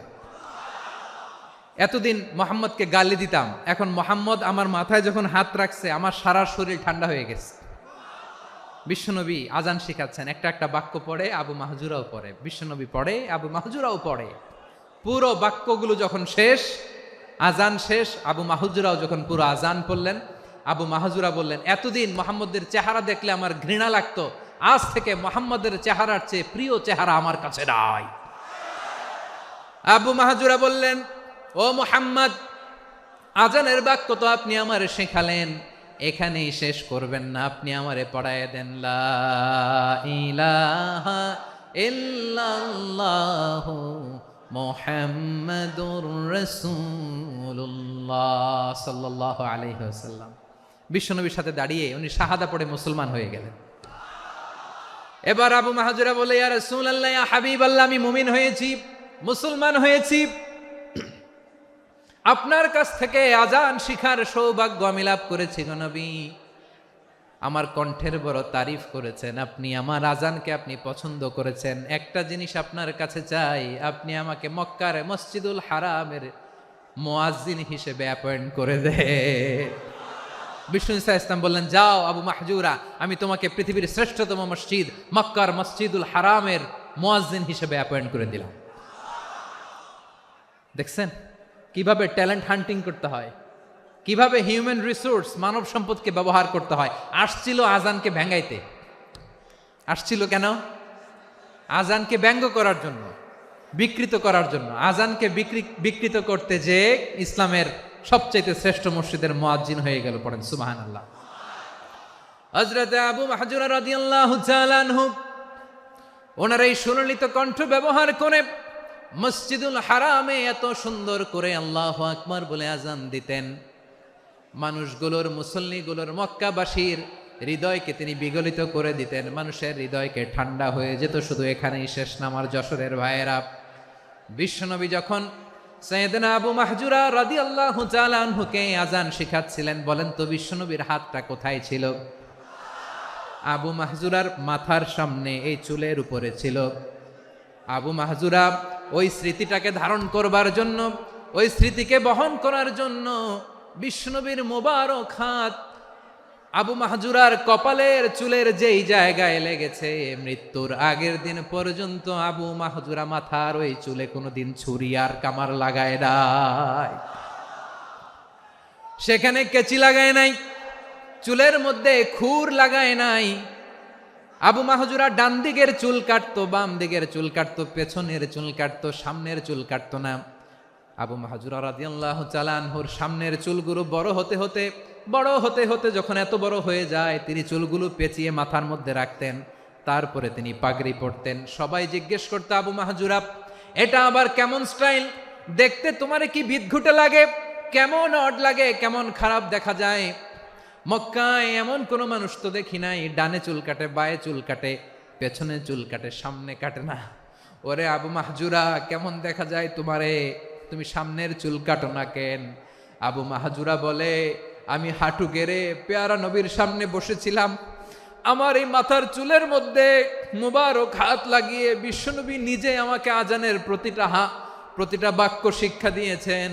বিশ্বনবীর মোবারক হাত, পবিত্র হাত আমার মাথার চুলের যেই জায়গায় লেগেছে, আমি চাই ওই চুলগুলা নিয়ে আমি আমার কবরের ভিতরে যাব।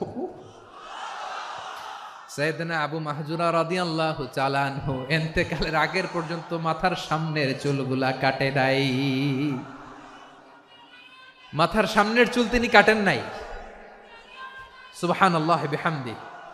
কেমন ভালোবাসতেন বিশ্বনবী সাহাবীদেরকে, সাহাবারা কেমন ভালোবাসতেন বিশ্বনবীকে। সামনের চুলগুলো বড় হতে হতে এত বড় ছিল, পেঁচিয়ে রেখে পাগড়ি পরতেন, কাটতেন না। নবীর হাত লেগেছিল। সুবহানাল্লাহ পড়েন। তাহলে what is the lesson, moral of the story কি? মোরাল অফ দ্য স্টোরি হচ্ছে, আসছিল আজানকে ব্যঙ্গ করার জন্য, বিকৃত করার জন্য, হয়ে গেল মসজিদুল হারামের মুয়াজ্জিন। দেখেন বিশ্বনবী একটা খারাপ সিচুয়েশনের মধ্যে থেকে কি ভালো জিনিস বের করে আনলেন। আমি যে শুরুতে বলেছি কিভাবে তিনি হিউম্যান রিসোর্সকে ডেভেলপ করেছেন, ম্যানেজ করেছেন। তিনি যে চৌকস ট্যালেন্ট হান্টার ছিল, দেখেন সবার মধ্যে থেকে এর বাছাই করে মুয়াজ্জিন বানাই দিয়েছেন। সুবহানাল্লাহ পড়েন। তার মানে এই না সবাইরে ধরে ধরে উনি মুয়াজ্জিন বানাইছেন, যার যেই ট্যালেন্ট আছে তাকে ওই কাজে অ্যাসাইন করেছেন। যার যেই প্রতিভা আছে তার প্রতিভাকে ইসলামের কাজে লাগিয়েছেন। সুবহানাল্লাহ পড়েন। যায়েদ বিন সাবেত রাদিয়াল্লাহু তাআলা আনহু, নাম শুনেছেন? যশোর, কথা বেরোয় না। যদি জিগায় সালমান খানের নাম শুনছেন, সবাই হাত তুলবে, জি হুজুর শুনছি, মানে সব দেখা শেষ। সালমান খান, আমির খান, অমুক খান, সব খান মুখস্থ, কিন্তু যায়েদ বিন সাবেতের নাম মুখস্থ নাই মুসলমানদের। যেই সাহাবী মাথার সামনের চুল কাটে নাই, মসজিদুল হারামের মুয়াজ্জিন বানাইছেন বিশ্বনবী, সাহাবীর নাম কি? খায়া ফেলাইস, স্লোগানের সাথে খায়া ফেলাইস। আবু মাহজুরা, কি নাম? আবু মাহজুরা আল জুমাহি রাদিয়াল্লাহু তাআলা আনহু। এই নামটা আজকে নিয়ে যাইতে হবে যশোর। আবু মাহজুরা রাদিয়াল্লাহু তাআলা আনহু। 2 নম্বরে বলছিলাম যায়েদ বিন সাবেত রাদিয়াল্লাহু তাআলা আনহু। বিশ্বনবী দেখলেন মদিনার এই আনসারী সাহাবী হাইলি ট্যালেন্টেড, ইন্টেলেকচুয়াল, মেরিটোরিয়াস, জ্ঞানের প্রতি তার আকর্ষণ, মারাত্মক আকর্ষণ। বিশ্বনবী তাকে দায়িত্ব দিলেন, কোরআন যা নাজিল হয় তুমি লিখো, কাতিবুল ওয়াহি বানায় দিলেন। সুবহানাল্লাহ। যায়েদ বিন সাবেতরে আবার আজান শিখান নাই, কারণ তার মধ্যে বিশ্বনবী প্রতিভা দেখেছেন, একাডেমিক প্রতিভা। বিশ্বনবীর একাডেমিক প্রজেক্টগুলো তিনি হ্যান্ডেল করতেন। যায়েদ বিন সাবেত ছিল বিশ্বনবীর ব্যক্তিগত সচিব। কি ছিল? ব্যক্তিগত সচিব, বোঝেন নাই? বিশ্বনবীর ব্যক্তিগত সচিব এবং দোভাষী। ইহুদিরা কিছু লিখে দিলে এটার অর্থ বিশ্বনবীরে বুঝায় দিতেন, আবার ইহুদিদের কাছে কিছু লিখতে হলে তিনি লিখে দিতেন। বিশ্বনবী একদিন বললেন, ইন্নী ওয়াল্লাহি মা আমানু ইয়াহুদা আলা কিতাব। ইহুদিরা যে চিঠি পাঠায় অর্থ তো বুঝি না, আরেক ইহুদি আইনে অর্থ করা লাগে। আবার ইহুদিদের কাছে কিছু লিখে পাঠাইতে চাইলে আমরা তো লিখতে পারি না, ইহুদিরে দিয়ে লেখা লাগে। ওরা যে পয়রা শোনায় লিখে দেয়, আমি ওদের বিশ্বাস করি না, আমার নিজের একজন লোক দরকার। বিশ্বনবী এই যায়েদ বিন সাবেতকে চুজ করলেন ল্যাঙ্গুয়েজের জন্য। উনি বললেন, যায়েদ, তোমার সফট স্কিলকে ডেভেলপ করতে হবে, তুমি হিব্রু ল্যাঙ্গুয়েজ শিখে ফেলো। যায়েদ বিন সাবেত বলল, বিশ্বনবীর মোটিভেশন আর ইন্সপিরেশন পেয়ে আমি 15 দিনে ইহুদিদের এই হিব্রু ল্যাঙ্গুয়েজ শিখে ফেললাম। শুধু শিখে ফেললাম না, হাত্তা হাদিকতু, even I became master in the language. এই ভাষা আমি পারদর্শী হয়ে গেলাম। এরপরে ইহুদিরা চিঠি লিখে পাঠালে আর কোনো ইহুদি ডাকা লাগতো না, আমি নবীর এটার অর্থ শুনে পরে বুঝাই দিতাম। আবার ইহুদিদের কাছে চিঠি লেখা লাগলে আমি যায়েদ বিন সাবেত চিঠি লিখে দিতাম। সুবহানাল্লাহ। দেখেন, এত সাহাবীর মধ্য থেকে বিশ্বনবীর একাডেমিক প্রজেক্ট, ব্যক্তিগত সচিব, দোভাষী হিসেবে তিনি যায়েদ বিন সাবেতের মতো তরুণকে নির্বাচিত করেছেন। কেমন ট্যালেন্ট হান্টার ছিল আমার নবী। সুবহানাল্লাহ পড়বেন না? বিশ্বনবীর ইন্তেকালের পরে সাইয়েদনা আবু বকর রাদিয়াল্লাহু তাআলা আনহু যখন খলিফা হয়ে আসলেন, কোরআনকে সংকলনের দায়িত্ব দেয়া লাগবে, কোন সাহাবীকে দিবেন? সব সাহাবারা মিলে পরামর্শ করলেন। সাইয়েদনা আবু বকর, ওমর সবাই মিলে এই বিশাল কোরআন সংকলনের গুরু দায়িত্ব বিশ্বনবীর ব্যক্তিগত সচিব, বিশ্বনবীর দোভাষী, বিশ্বনবীর সিলেক্ট করাই লোক যায়েদ ইবনে সাবেত রাদিয়াল্লাহু তাআলা আনহুকে দিয়েছে। কোরআনের কপি তো আজকে এখানে রাখে নাই। এই যে আজকের যে কোরআন পড়েন, এটা আগে এরকম ছিল না। কোরআন নাজিল হলে সাহাবারা চামড়ার, ওটের চামড়ায় লিখে ফেলতো, ওটের চ্যাপ্টা হাড্ডির মধ্যে লিখে ফেলতো, গাছের গুড়ির মধ্যে লিখে ফেলতো, বিভিন্ন জনের কাছে ছড়ানো ছিটানো ছিল। আবু বকর রাদিয়াল্লাহু তাআলা আনহু একসাথে করলেন, পরবর্তীতে উসমান রাদিয়াল্লাহু তাআলা আনহু একসাথে করলেন। 114 সূরার এখন এই মুসহাফ, এই কম্পাইলেশন, এই কপি আমরা পেয়েছি, যার হিউজ কন্ট্রিবিউশন ছিল। এই পুরো কোরআন কম্পাইলেশনের প্রজেক্ট ম্যানেজার ছিল যায়েদ বিন সাবেত রাদিয়াল্লাহু তাআলা। কোরআন কম্পাইলেশনের প্রজেক্ট ম্যানেজার। দেখেন, উনারে মাথায় হাত দিয়ে আজান শিখায় নাই। সুবহানাল্লাহ কইবেন না? তাহলে প্রথম সাহাবী আবু মাহজুরাকে মুয়াজ্জিন বানাইলেন, যায়েদ বিন সাবেতকে ব্যক্তিগত সচিব আর দোভাষী বানালেন, মুসআব ইবনে উমাইর রাদিয়াল্লাহু তাআলা আনহুকে ইসলামের প্রথম অ্যাম্বাসেডর বানালেন। তাহলে তৃতীয় নাম্বার একজন সাহাবীর নাম বলছি, মুসআব ইবনে উমাইর। মুসআব, কি নাম? নামটা কেমন লাগে? এই কয়েকজনের ভাল লাগে, বাকিদের ভাল লাগে না? ভাল লাগে? এই আর কয়েকটা মিনিট দেওয়া যাবে না আমাকে আল্লাহর রাস্তে? হ্যাঁ, ঠিক আছে। আমি তোমাদেরকে ভালোবাসা দেখাবো, দোয়া করব, যদি চুপ থাকো, একেবারে চুপ, কষ্ট সহ্য করো। বাকিরা যা সওয়াব পাবে তোমরা ডবল পাবা, যেহেতু কষ্ট বেশি, কিন্তু চুপ। 3 নম্বর সাহাবীর নাম মুসআব। এই ধাক্কাধাক্কি কেন রে ভাই? না না না, এরকম হইলে আসবো না যশোর, আমি আর আসবো না। হয় পিছনে চলে যাও, নাহলে চুপ, ধাক্কাধাক্কি নাই। 3 নম্বর সাহাবীর নাম মুসআব। কি নাম? He was the first ambassador in Islam. ইসলামের প্রথম ডিপ্লোমাট, প্রথম কূটনৈতিক, ইসলামের প্রথম কূটনৈতিক, ইসলামের প্রথম ডিপ্লোমাট, প্রথম অ্যাম্বাসেডর মুসআব ইবনে উমাইর। মক্কার তরুণ যুবক, উনি পারফিউম লাগাইলে মানুষ দেখলেই বুঝতো এটা মুসআব লাগাইছে। এমন ড্যাশিং ফেসের ছিল, এমন স্মার্ট ড্যাশিং ফেস, এমন পার্সোনালিটির মানুষ ছিল মুসআব রাদিয়াল্লাহু তাআলা আনহু। কারণ যিনি ইসলামের স্পোকম্যান হবেন, মুখপাত্র হবেন, তার স্মার্ট হওয়ার দরকার আছে না নাই?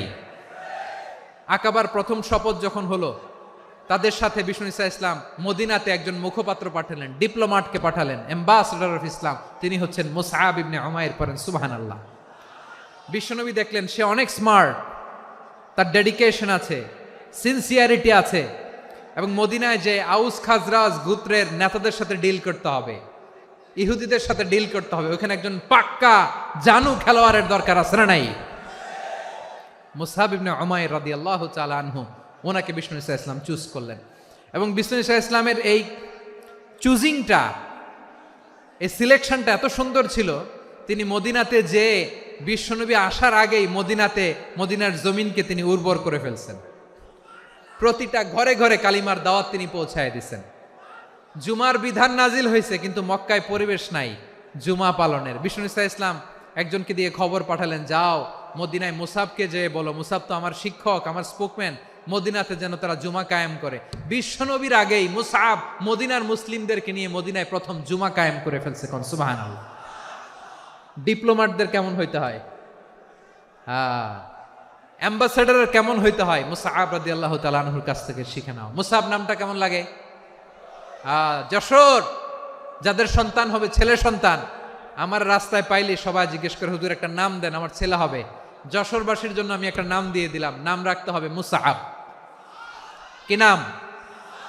নামটা যাদের ভাল লাগে, ছেলে সন্তান অনাগত আসবে, মনে চাইলে নাম রেখে দিবেন মুসআব রাদিয়াল্লাহু তাআলা আনহুর নামে মুসআব। তাহলে মুসআব রাদিয়াল্লাহু তাআলা আনহুকে বিশ্বনবী ল্যাঙ্গুয়েজ শিখান নাই, সফট স্কিল শিখান নাই। যায়েদ রাদিয়াল্লাহু, তিনি হিব্রু ল্যাঙ্গুয়েজ শিখেছেন, সুরিয়ানি শিখেছেন, কিন্তু মুসআবকে তিনি বানিয়েছেন the spokesman of Islam, the first diplomat, the ambassador of Islam. সুবহানাল্লাহ পড়বেন না? আব্দুল্লাহ ইবনে আব্বাস রাদিয়াল্লাহু তাআলা আনহু, বিশ্বনবীর কাজিন, চাচাতো ভাই। আবার মাইমুনা রাদিয়াল্লাহু তাআলা আনহু, মাইমুনা নবীর স্ত্রী, তিনি ছিলেন আব্দুল্লাহর আপন খালা। তো নবীর বউ যদি ওনার খালা হয়, নবী তার কি? বুঝে নাই, নবী তার কি? খালু। তাহলে সম্পর্ক অনেক গভীর, কাজিন আবার খালু, ছোট্ট মানুষ, তাই রাতে মাঝে মাঝে ঘরে থাকতো। বিশ্বনবী দেখলেন আব্দুল্লাহ যেহেতু আমার ঘরে ঢুকতে পারে, আব্দুল্লাহরে এই উম্মতের বড় শিক্ষাবিদ বানাইতে হবে। কথা বোঝে নাই? আব্দুল্লাহকে কি বানাইতে হবে? শিক্ষাবিদ, এডুকেটর অফ দিস উম্মাহ, এই উম্মার শিক্ষাবিদ বানাইতে হবে। তাই আব্দুল্লাহ ইবনে আব্বাসকে বিশ্বনবী হাতে কলমে শিক্ষা দিয়েছেন। আহারে, আর এরপরে যে কি ভাষা আসবে তোমাদের জন্য আমার মুখ থেকে আমি নিজেও জানি না। 1 ঘন্টা যাবত ধাক্কা ধাক্কি মারামারি। তো আসতে বলছে কে তোমাকে? পেছনে চলে যাও, জায়গা না পেলে। পুরো প্রোগ্রামটাই নষ্ট করে দিল।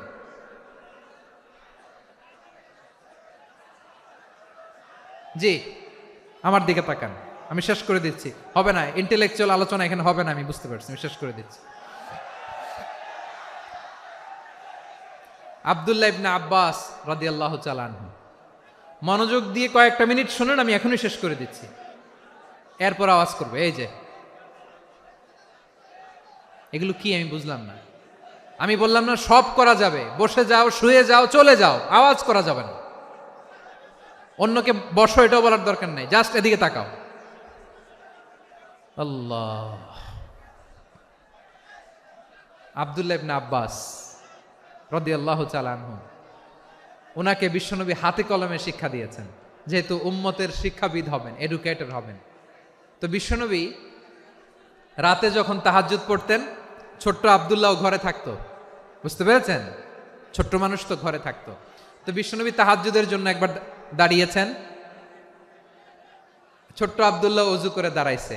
আচ্ছা বলেন তো, ইমাম আর মুসল্লি মোট যদি দুইজন হয়, একজন ইমাম একজন মুসল্লি, তো মুসল্লি ইমামের কোন দিকে দাঁড়াবে? ডানে দাঁড়াবে। ছোট্ট আব্দুল্লাহ বুঝে নাই, বিশ্বনবী তাহাজ্জুদ শুরু করেছেন, উনি একতেদা করছেন আর দাঁড়াইছেন বায়ে। কোথায় দাঁড়িয়েছেন? আব্দুল্লাহ বলেন, যখন আমি বায়ে দাঁড়ালাম, আখাযা রাসূলুল্লাহ সাল্লাল্লাহু আলাইহি ওয়াসাল্লাম উযুনি আল ইউমনা ইয়াফতিলুহা, বিশ্বনবী নামাজরত অবস্থায় আমার কান ধরে টেনে আমার ডান দিকে এনে দাঁড় করায় দিলেন। পড়েন সুবহানাল্লাহ। দেখেন, হাতে কলমে শিক্ষা। আর জীবনে ভুলাবে? কথা কয় না, আর ভুলাবে? আর ভুল হবে না। এভাবে বিশ্বনবীর অনেক সঙ্গ পেয়েছেন, সফর করেছেন, একই বাহনে বসেছেন, এক বাহনে বসে লম্বা নাসিহত করেছেন, বলেছেন, ইয়া গোলাম ইহফাজিল্লাহ ইয়াহফাজকা ইহফাজিল্লাহ তাজিদহু তুজাহাক ইযা সাআলতা ফাসআলিল্লাহ ওয়া ইযা ইসতাআনতা ফাসতাইন বিল্লাহ। আল্লাহর বিধান মানো, আল্লাহর বিধান রক্ষা করো, আল্লাহ তোমায় রক্ষা করবে। আব্দুল্লাহ, চাইতে হলে আল্লাহর কাছে চাও, সাহায্য চাইতে হলে আল্লাহর কাছে সাহায্য চাও। মনে রেখো, গোটা বিশ্বের সবাই যদি তোমার সাহায্য করতে চায়, ততটুকুই করতে পারবে যতটুকু আল্লাহ তোমার নসিবে রেখেছে। গোটা বিশ্ব যদি তোমার বিরুদ্ধে ষড়যন্ত্রে দাঁড়িয়ে যায়, ক্ষতি ততটুকু করতে পারবে যতটুকু তোমার জন্য বরাদ্দ আছে। এর বাইরে কিছু করতে পারবে না। আওয়াজ করে বলেন ঠিক কিনা? এভাবে হাতে কলমে শিখিয়েছেন, বিশ্বনবীর সঙ্গ পেয়েছেন। উনাকে বিষ্ণু ইসলাম শিক্ষাবিদ, এডুকেটর অফ দিস উম্মাহ হিসেবে সিলেক্ট করেছেন, হাতে কলমে শিখিয়েছেন। বিশ্বনবী একবার প্রকৃতির ডাকে সাড়া দিয়ে এসেছেন। এখন কি করতে হবে? নামাজের জন্য অজু করতে হবে।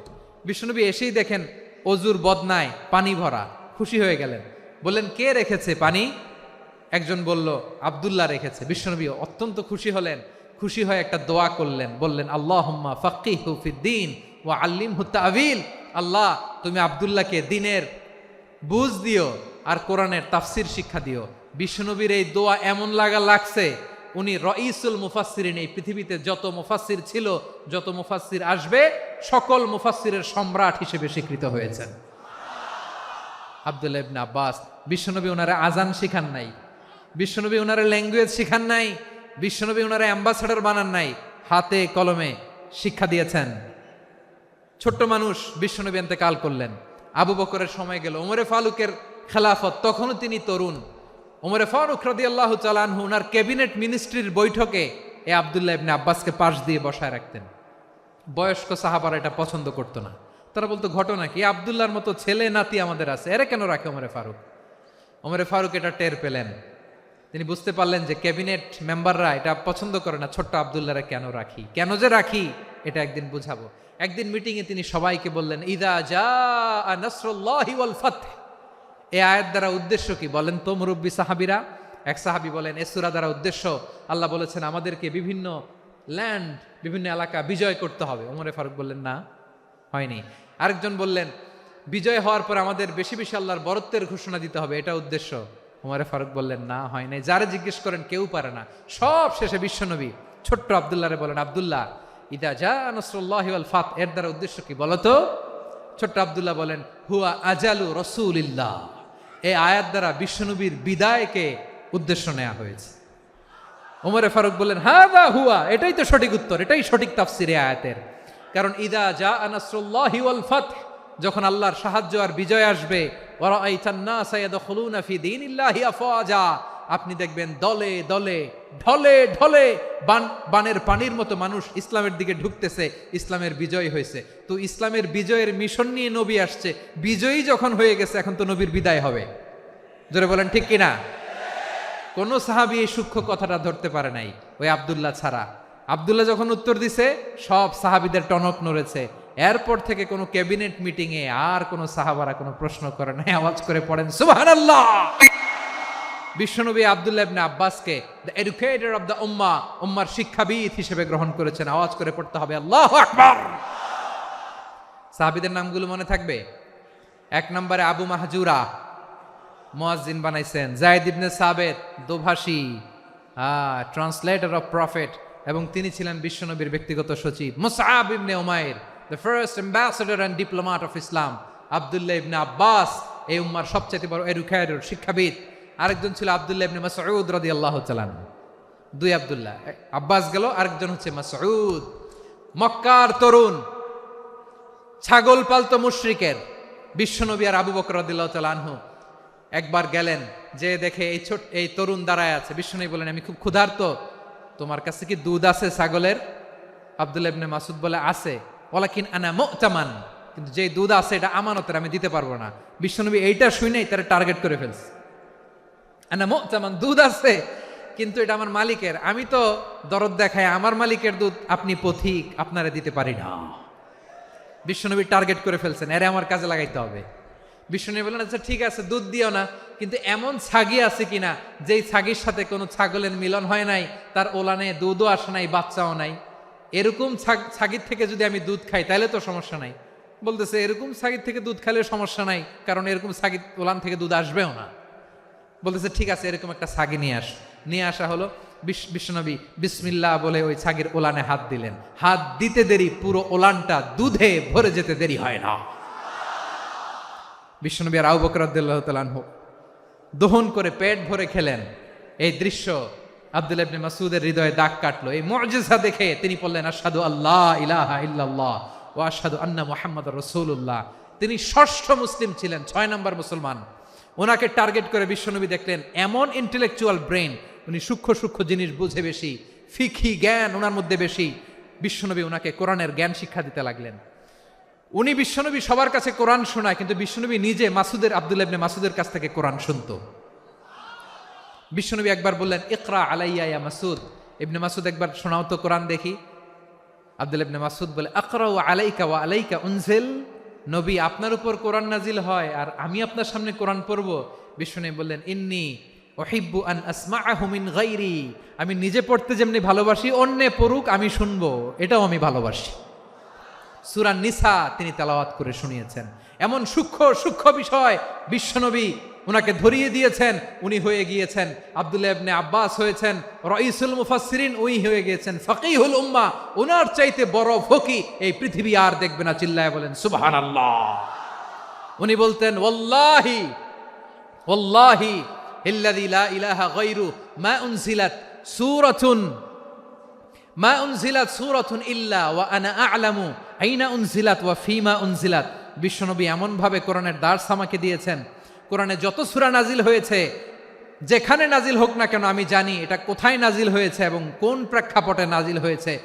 এমন একটা সূরা নাই যে সূরার কোথায় নাজিল হয়েছে আমি মাসুদের জানা নাই, কোন প্রেক্ষাপটে নাজিল হয়েছে আমার জানা নাই। এরকম ঘটবে না। চিল্লায় বলেন আল্লাহু আকবার। এই আব্দুল্লাহ ইবনে মাসউদ রাদিয়াল্লাহু তাআলা আনহু ওমরে ফারুকের সময় কুফার চিফ জাস্টিস ছিলেন। কুফা নগরীর চিফ জাস্টিস বুঝেন নাই?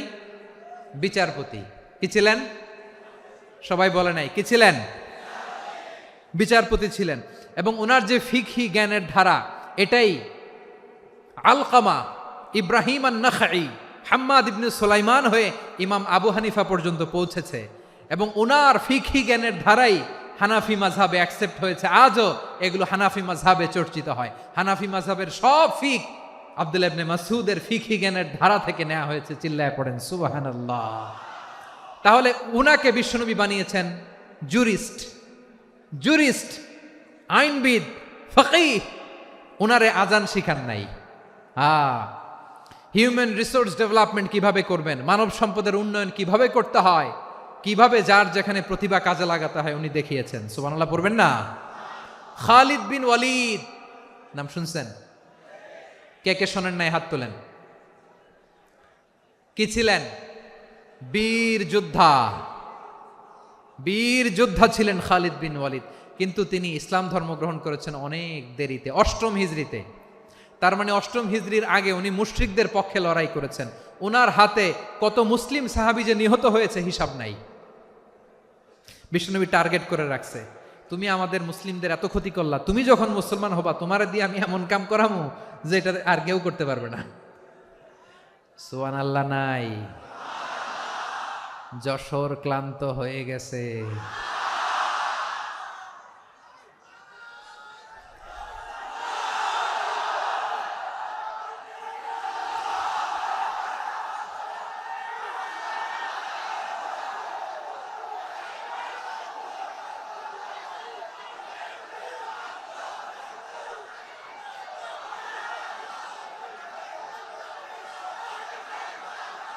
মাশাআল্লাহ, বসুন বসুন বসুন। খালিদ বিন ওয়ালিদ রাদিয়াল্লাহু তাআলা আনহু অষ্টম হিজরিতে মুসলিম হয়েছেন, মক্কা বিজয়ের আগে।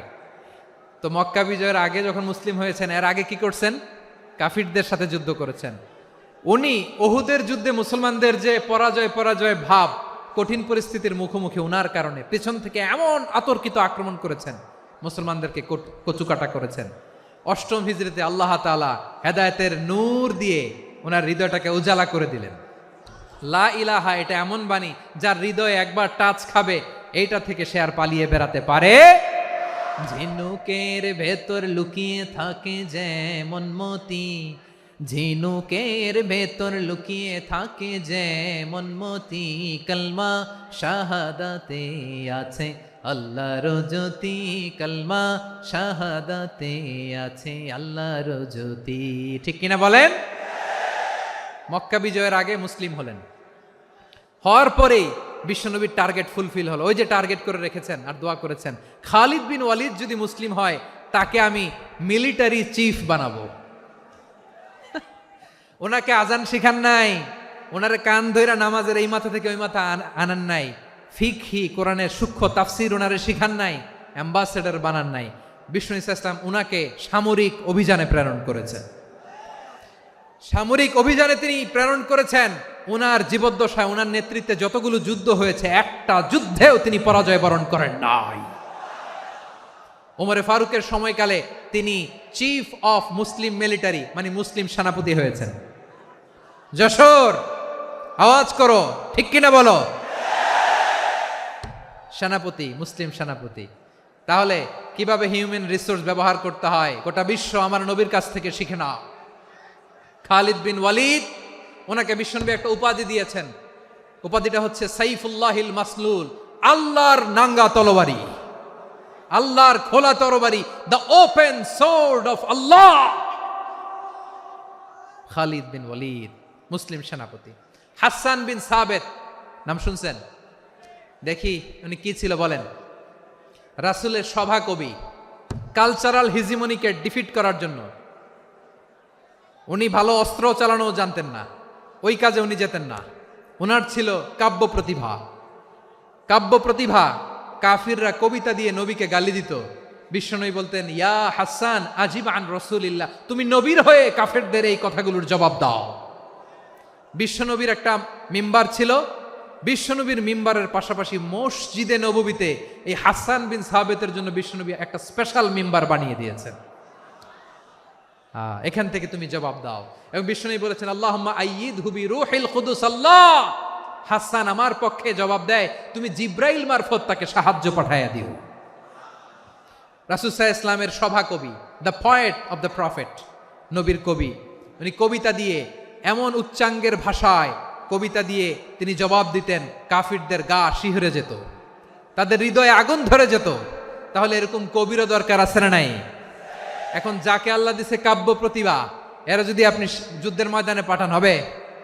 যারে দিছে সুরেলা গলা, এরা যদি অ্যাম্বাসেডর বানান হবে না। হাসান বিন সাবেত ছিলেন বিষ্ণু ইসলামের কবি। হুযায়ফা ইবনুল ইয়ামান বিশ্বনবীর গোয়েন্দা বিভাগের প্রধান। কিসের প্রধান? হুযায়ফা ইবনুল ইয়ামান। ওনার ছিল ডিটেকটিভ মাইন্ড, ডিটেকটিভ মাইন্ড, গোয়েন্দা বিভাগের প্রধান। এবং উনি হচ্ছেন সাহিবু সিররি রাসূলিল্লাহ, রাসূল সাল্লাল্লাহু আলাইহি ওয়াসাল্লামের গোপন তথ্যের ধারক বাহক। নবীর যেই কথা কেউ জানে না, সব হুযায়ফার পেটের ভিতরে ছিল। সুবহানাল্লাহ পড়েন। মদিনার যত ইহুদিদের একটা লিস্ট ছিল, এই লিস্ট শুধু দুইজন জানতো, বিশ্বনবী আর হুযায়ফা। সুবহানাল্লাহ পড়বেন না? তাহলে উনাকে কোন দায়িত্ব দিছে? কোন বিভাগ? যশোর, আওয়াজ করো, কোন বিভাগ? গোয়েন্দা বিভাগের হেড ছিল। খন্দকের যুদ্ধে প্রচন্ড আজকের মতো শৈত্য প্রবাহ, মাটি খনন করতে করতে সাহাবীদের পেটে ক্ষুধা নাই, দাঁড়াইতে পারে না নামাজের জন্য, এত ক্লান্ত, ক্ষুধা, ক্লান্ত, শ্রান্ত। বিশ্বনবী বললেন, কে আছো? এই কঠিন শীত, এই ভয় আর ক্ষুধার মধ্যেও খন্দকের পরীক্ষার টপকে শত্রু শিবিরে যে আমাকে তথ্য দিবা, কে আছো? কারো গায়ে শক্তিই নাই যে দাঁড়াবে, কেউ দাঁড়ায় না। বিশ্বনবী তখন নিজে হুযায়ফাকে ডাক দিলেন, হুযায়ফা, যে আমাকে আজকে শত্রু শিবিরের তথ্য এনে দিবে, সে জান্নাতে আমার মোরাফাকা, আমার সঙ্গী হবে। হুযায়ফা রাদিয়াল্লাহু ইবনুল ইয়ামান জীবনের ঝুঁকি নিয়ে এই ক্ষুধা, শৈত্য প্রবাহ, কোল্ড ওয়েভসকে উপেক্ষা করে পরীক্ষা টপকে শত্রু শিবিরে যে সবার কথাগুলো চুপে চুপে শুনে বিশ্বনবীর দরবারে এসে গোয়েন্দাদের মতো তথ্য সরবরাহ করেছে। বিশ্বনবীর গোয়েন্দা বিভাগের প্রধান হুযায়ফা ইবনুল ইয়ামান ইন্টেলিজেন্স বিভাগ চালাতেন।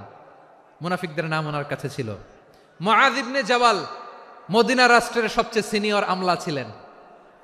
আমলাতন্ত্র চিনেন তো? প্রশাসনিক কাজ যারা চালায়, অ্যাডমিনিস্ট্রেশন বুঝেন না? The department of administration. মদিনার রাষ্ট্রের সিনিয়র আমলা মুআয ইবনে জাবাল মুতাখাসসিসুন ফিল হালালি ওয়াল হারাম, হালাল হারামের স্পেশালিস্ট ছিলেন। বিশ্বনবী উনাকে ইয়ামানের গভর্নর করে পাঠাইছেন। বলেছেন, ইন্নাকা তা'তি কওমান আহলা কিতাব, এমন গোষ্ঠীর কাছে যাবা এরা ইহুদি নাসারা, আগে শাহাদা পড়লে এরপরে নামাজের দাওয়াত দিও, নামাজ পড়লে যাকাতের দাওয়াত দিও। গভর্নরের অ্যাটিটিউড যেমন থাকে তেমন অ্যাটিটিউড ধরে রেখো। সুবহানাল্লাহ পড়েন। তাহলে মুআয ইবনে জাবালকে দিয়ে বিশ্বনবী কবিতা লেখায় নাই, চিঠি লেখায় নাই, আজান দেওয়ায় নাই। সুবহানাল্লাহ পড়বেন না? সব শেষ সাহাবী বলি আবু হুরায়রা রাদিয়াল্লাহু তাআলা আনহু। নাম শুনছেন? বিড়ালের বাবা। কি করতেন? খালি হাদিস মুখস্থ করতেন। উনি বলতেন, আলজামু রাসূলুল্লাহ আলা মিল ইবাতনি, আমার শুধু পেটের ক্ষুধার বন্দোবস্ত হইলে আমি নবীর সঙ্গ ছাড়তাম না। আমার আনসার সাহাবারা ক্ষেত খামারের কাজ করতো, আমার মুহাজির সাহাবারা ব্যবসা করতো, আর আমি নবীর সাথে সাথে থাকতাম। শুধু সকাল বিকাল দুই বেলা যদি আমার খাবারের বন্দোবস্ত হয়, আমি আর নবীর লক ছাড়ি না। সুবহানাল্লাহ কইবেন না? 5374টা হাদিস তিনি বর্ণনা করেছেন। সবচেয়ে বেশি হাদিস বর্ণনাকারী সাহাবী। হাদিস প্রিজার্ভেশনের কাজে বিশ্বনবী ওনাকে কাজে লাগিয়েছেন। উনি একদিন বলেন, ইয়া রাসূলুল্লাহ আসমাউ মিনকা কাসীরান ফালা আহফাজু, নবী অনেক কথা শুনি আমার মনে থাকে না। বিষ্ণু বললেন, তাই? উবসুত রিদাক, তোমার চাদরটা বিছাও। আবু হুরায়রা বিছালেন, বিশ্বনবী হাত বুলায় দিলেন, এরপরে অনেক হাদিস বর্ণনা করলেন। আবু হুরায়রা বলে, তারপর থেকে বিশ্বনবী যাই বর্ণনা করে আমি শুনি আর একটাও বলি না। এখন সুবহানাল্লাহ। বিশ্বনবী ওনাকে হাদিস প্রিজার্ভেশন, নবীর এই যে লক্ষ্য হাদিস প্রিজার্ভেশনের এই দায়িত্ব দিয়েছেন সাইয়েদনা আবু হুরায়রা রাদিয়াল্লাহু তাআলা আনহুকে। প্রিয় ভাইরা, তাহলে 10 জন সাহাবীর কথা যে বললাম, আপনারা কি খেয়াল করেছেন কত বড় ট্যালেন্ট হান্টার, চৌকস ট্যালেন্ট হান্টার ছিল আমার নবী। এক একজনের এক এক ট্যালেন্ট, এক এক কাজে অ্যাসাইন করেছেন, এক একজনকে এক এক দায়িত্ব দিয়েছেন, এক একজনের প্রতিভাকে এক একভাবে বিকশিত হওয়ার সুযোগ দিয়েছেন। আওয়াজ করে বলেন ঠিক কি না? এখন আমার পর্দার আড়ালে আমার মায়েরা বলবে, এতগুলো পুরুষ সাহাবীর কথা বললো, নারী সাহাবীরা কি কিছু করে নাই? মোনাজাত হবে, দোয়া ছাড়া কেউ যাব না। রুফাইদা আল আসলামিয়া রাদিয়াল্লাহু তাআলা আনহা, ওনার বাবার নাম সাআদ আল আসলামি। বিশ্বনবী কি খেয়াল করলেন দেখেন, সাআদ ছিল মদিনার বড় ডাক্তার। এই নারী সাহাবী রুফাইদা বাবার কাছ থেকে চিকিৎসা বিদ্যা শিখেছেন। যখন শিখছে, বিশ্বনবী দেখলেন আমার তো প্রতি সপ্তাহে সপ্তাহে যুদ্ধে আহত সাহাবীদের সেবা দিবে কে? বিশ্বনবী রুফাইদাকে বললেন, রুফাইদা তুমি মসজিদে নববীর পাশে একটা মেডিকেল ক্যাম্প করো। এই যে সাকিনা আদ্দিন মেডিকেলের আমার ছাত্রী বন্ধুরা, শুনে রাখো, তোমাদের আইকন হচ্ছে এই রুফাইদা আল আসলামিয়া। বিশ্বনবীর ডিরেকশন অনুযায়ী তিনি মসজিদে নববীর পাশে একটা মেডিকেল ক্যাম্প করলেন এবং আহত সাহাবাদের চিকিৎসা উনি ওনার টিম নিয়ে দিতেন। বিশ্বনবীর পরামর্শে উনি আনসারি এবং মুহাজির মহিলা সাহাবীদেরকে নিয়ে একটা স্পেশাল মেডিকেল টিম গঠন করলেন। খায়বার যুদ্ধে 7ম হিজরিতে যখন বিশ্বনবী যায়, উনি ওনার টিম নিয়ে আসলেন, বললেন, ইয়া রাসূলুল্লাহ, আমরা তো তলোয়ার চালাতে পারি না, আমরা তো তীর মারতে পারি না, আপনি যদি অনুমতি দেন খায়বার অভিযানে আমি আমার টিম নিয়ে মেডিকেল টিমের সেবাটা সার্ভিসটা দিতে চাই। পড়েন সুবহানাল্লাহ। বিশ্বনবী অনুমতি দিলেন, যোদ্ধা সাহাবীদের সাথে রুফাইদা আল আসলামিয়া উনিও মেডিকেল টিম নিয়ে অগ্রসর হলেন। খায়বারের প্রতিটা আহত ইনজুর্ড সাহাবী যারা ইনজুরির শিকার হয়েছেন, সবাই রুফাইদা আল আসলামিয়ার এই মেডিকেল ক্যাম্প থেকে চিকিৎসা সহায়তা পেয়েছেন। সুবহানাল্লাহ পড়েন। দেখেন কিভাবে বিশ্বনবী ট্যালেন্ট বাছাই করতেন। আপনি অবাক হবেন, বাহরাইনের মেডিকেল ইউনিভার্সিটিতে রুফাইদা আল আসলামিয়া মেডিকেল প্রাইজ অ্যাওয়ার্ড প্রতি বছর দেয়া হয়। যদি 8 দিনের এই মেডিকেল, আমার বোনেরা যদি জেনে থাকো জানো, না হলে নতুন করে জানো, সার্চ দিও রুফাইদা আল আসলামিয়া মেডিকেল অ্যাওয়ার্ড। বাহরাইনের ইউনিভার্সিটিতে দেওয়া হয়। প্রিয় ভাইয়েরা, তাহলে আলোচনার সামারি আমরা করি। বিশ্বনবী যার যেখানে ট্যালেন্ট তাকে ওইখানে কাজে লাগাতেন। আওয়াজ করে বলেন ঠিক কিনা? এবার একটা ইন্টারভিউ হবে, আওয়াজ করে বলেন আবু মাহজুরাকে বিশ্বনবী কি বানাইছেন? হ্যাঁ, ভুলে গেছেন? সামনের চুলে হাত দিয়ে বিশ্বনবী কি সুন্দর গলায় আজান শিখালেন। মুয়াজ্জিন। যায়েদ বিন সাবিতকে একাডেমিক প্রজেক্টের দায়িত্ব দিয়েছেন, তিনি ছিলেন বিশ্বনবীর দোভাষী ব্যক্তিগত সচিব। মুসআব ইবনে উমাইর, the first ambassador of Islam. আব্দুল্লাহ ইবনে আব্বাস, উম্মার বড় শিক্ষাবিদ মুফাসসির। আব্দুল্লাহ ইবনে মাসউদ, আব্দুল্লাহ ইবনে মাসউদ ছিলেন জুরিস্ট। কি ছিলেন? জুরিস্ট ছিলেন, এই উম্মার সবচেয়ে বড় জুরিস্ট। খালিদ বিন ওয়ালিদ, সেনাপ্রধান। হাসান বিন সাবিত, হাসান বিন সাবিত ছিলেন বিশ্বনবীর সভাকবি। কি ছিলেন? বিশ্বনবীর সভাকবি ছিলেন। এরপরে হুযায়ফা ইবনুল ইয়ামান কি ছিলেন? গোয়েন্দা বিভাগের প্রধান। মুআয ইবনে জাবাল কি ছিলেন? সিনিয়র আমলা, ইয়ামানের গভর্নর। আবু হুরায়রা রাদিয়াল্লাহু তাআলা আনহু হাদিস প্রিজার্ভেশনের কাজ করেছেন। আর আমাদের রুফাইদা আল আসলামিয়া রাদিয়াল্লাহু তাআলা আনহা কি ছিলেন? নার্স ছিলেন, নার্স হয়ে মেডিকেল সেবা দিয়েছেন। প্রিয় ভাইয়েরা, পুরো আলোচনার যদি সামারি করি তাহলে বিশ্বনবী যেভাবে হিউম্যান রিসোর্সকে ম্যানেজ করেছেন, যার যেখানে প্রতিভা কাজে লাগিয়েছেন, আমরাও যদি করি আমাদের বাংলাদেশের চিত্র আমরা পাল্টে যেতে পারবো। আমরা শুরুতে শুনেছি মানুষের আছে অসীম সম্ভাবনা, প্রতিটা মানুষ অনন্য, যত্ন নিলে, যথাযথ পরিচর্যা করলে মানুষ বিশ্ব জয় করতে পারে। ঠিক কিনা? আমাদের হাফেজে কোরআনের সামনে দাঁড়াতে পারে এমন কোনো হাফেজে কোরআন আল্লাহর জমিনে জন্ম হয় নাই। গোটা বিশ্ব কাঁপিয়ে তারা সেরা, আমাদের ক্রিকেটাররা সেরা, আমাদের তৈরি পোশাক শিল্প সেরা। এরকম অনেক অনেক সেরা জিনিস আছে, আমরা এগুলোরে নার্চারিং করতে পারি নাই, পরিচর্যা করতে পারি নাই, সঠিক তারবিয়াতের অভাব। তাহলে মানুষের অসীম সম্ভাবনাকে কাজে লাগাতে হবে। ঠিক কিনা বলেন? ইউনুস গভর্নমেন্টকে আমি বলবো, অল্প সময়ের জন্য আপনারা এসেছেন, সংস্কারও করতে হবে, আবার নির্বাচনও করতে হবে।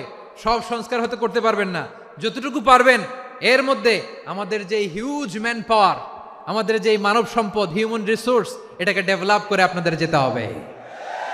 যেটা পারবেন না সেটাকে পরবর্তী নির্বাচিত গভর্নমেন্টের কাছে রেখে যেতে হবে, যে তারা যেন করে, তাদের কাছে আপনারা এটা রেখে যাবেন। তাহলে মানুষ চাইলে বিশ্ব জয় করতে পারে। আর মানুষকে হারাতে পারে কেউ?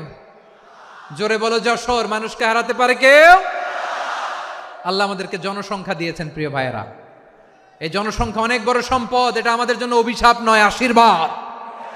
আমাদের জনসংখ্যাকে যদি আমরা জনশক্তিতে রূপান্তর করতে পারি, আজকে বাংলাদেশ যে অবস্থানে দাঁড়িয়ে আছে, বাংলাদেশ তার 20 গুণ উন্নতির শিখরে চলে যাবে। চিল্লায় বলো ঠিক কিনা?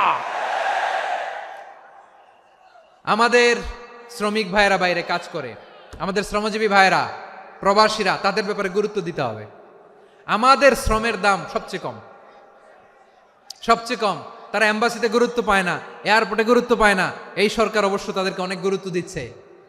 আমাদের অদক্ষ শ্রমিককে যখন আমরা দুবাই পাঠাই, অল্প বেতন পায়, কিন্তু ইন্ডিয়ানরা দক্ষ শ্রমিক পাঠাইলে তার 3 গুণ বেতন পায়। আমরা আমাদের শ্রমিকদেরকে অদক্ষভাবে আর পাঠাতে চাই না, দক্ষ শ্রমিক পাঠিয়ে আমরা রেমিটেন্সের বন্যা বইয়ে দেব। আমাদের শ্রমিকদের পাঠানো রেমিটেন্সের টাকায় সচল থাকে আমার দেশের অর্থনীতির চাকা। তাদেরকে সবচেয়ে গুরুত্ব দিতে হবে। আমরা পেয়েছি ফ্রিডম ফাইটার, মুক্তিযোদ্ধা, আর আমার প্রবাসী ভাইরা হচ্ছে রেমিটেন্স ফাইটার। জোরে বলো ঠিক কিনা? তাহলে আমাদের এই জনশক্তিকে জনসম্পদে ট্রান্সফর্ম করতে হবে। ঠিক কিনা বলেন? সরকার জনগণকে এভাবে পলিশ করতে হবে। মা বাবারা ছেলে মেয়েদের মধ্যে কার কোন যোগ্যতা তাকে ওইভাবে কাজে লাগাতে হবে। সবার এ প্লাস পাওয়ার কোনো দরকার নাই। আমাদের দেশে একটা টেন্ডেন্সি আছে, পরীক্ষায় এ প্লাস না পাইলে কই তুই কি করলি, পাশের বাড়ির ছেলে এ প্লাস পাইছে, যা ওর পা ধোয়া পানি খা। কি খা? তা আমি ভাবছি যে পা ধোয়া, এ প্লাস পাওয়া ছেলেদের পা ধোয়া পানির একটা পানির ব্র্যান্ড বানাইতে হবে। এরকম লেখা থাকবে, এ প্লাস পাওয়া ছেলেদের পা ধোয়া পানি। খাওয়া নাই, এগুলার খাওয়া নাই। ওরে আল্লাহ এ প্লাস পাওয়ার জন্য বানাইছে, আর আপনার ছেলেকে এই এ প্লাস গুলারে নিয়ন্ত্রণ করার জন্য আল্লাহ বানাইছে। ওকে দিয়ে আল্লাহ কি করবে আপনি জানেনই না। একটা এ প্লাস, একটা এ গ্রেড একটা মানুষের জীবনকে ঠিক করে দিতে পারে না।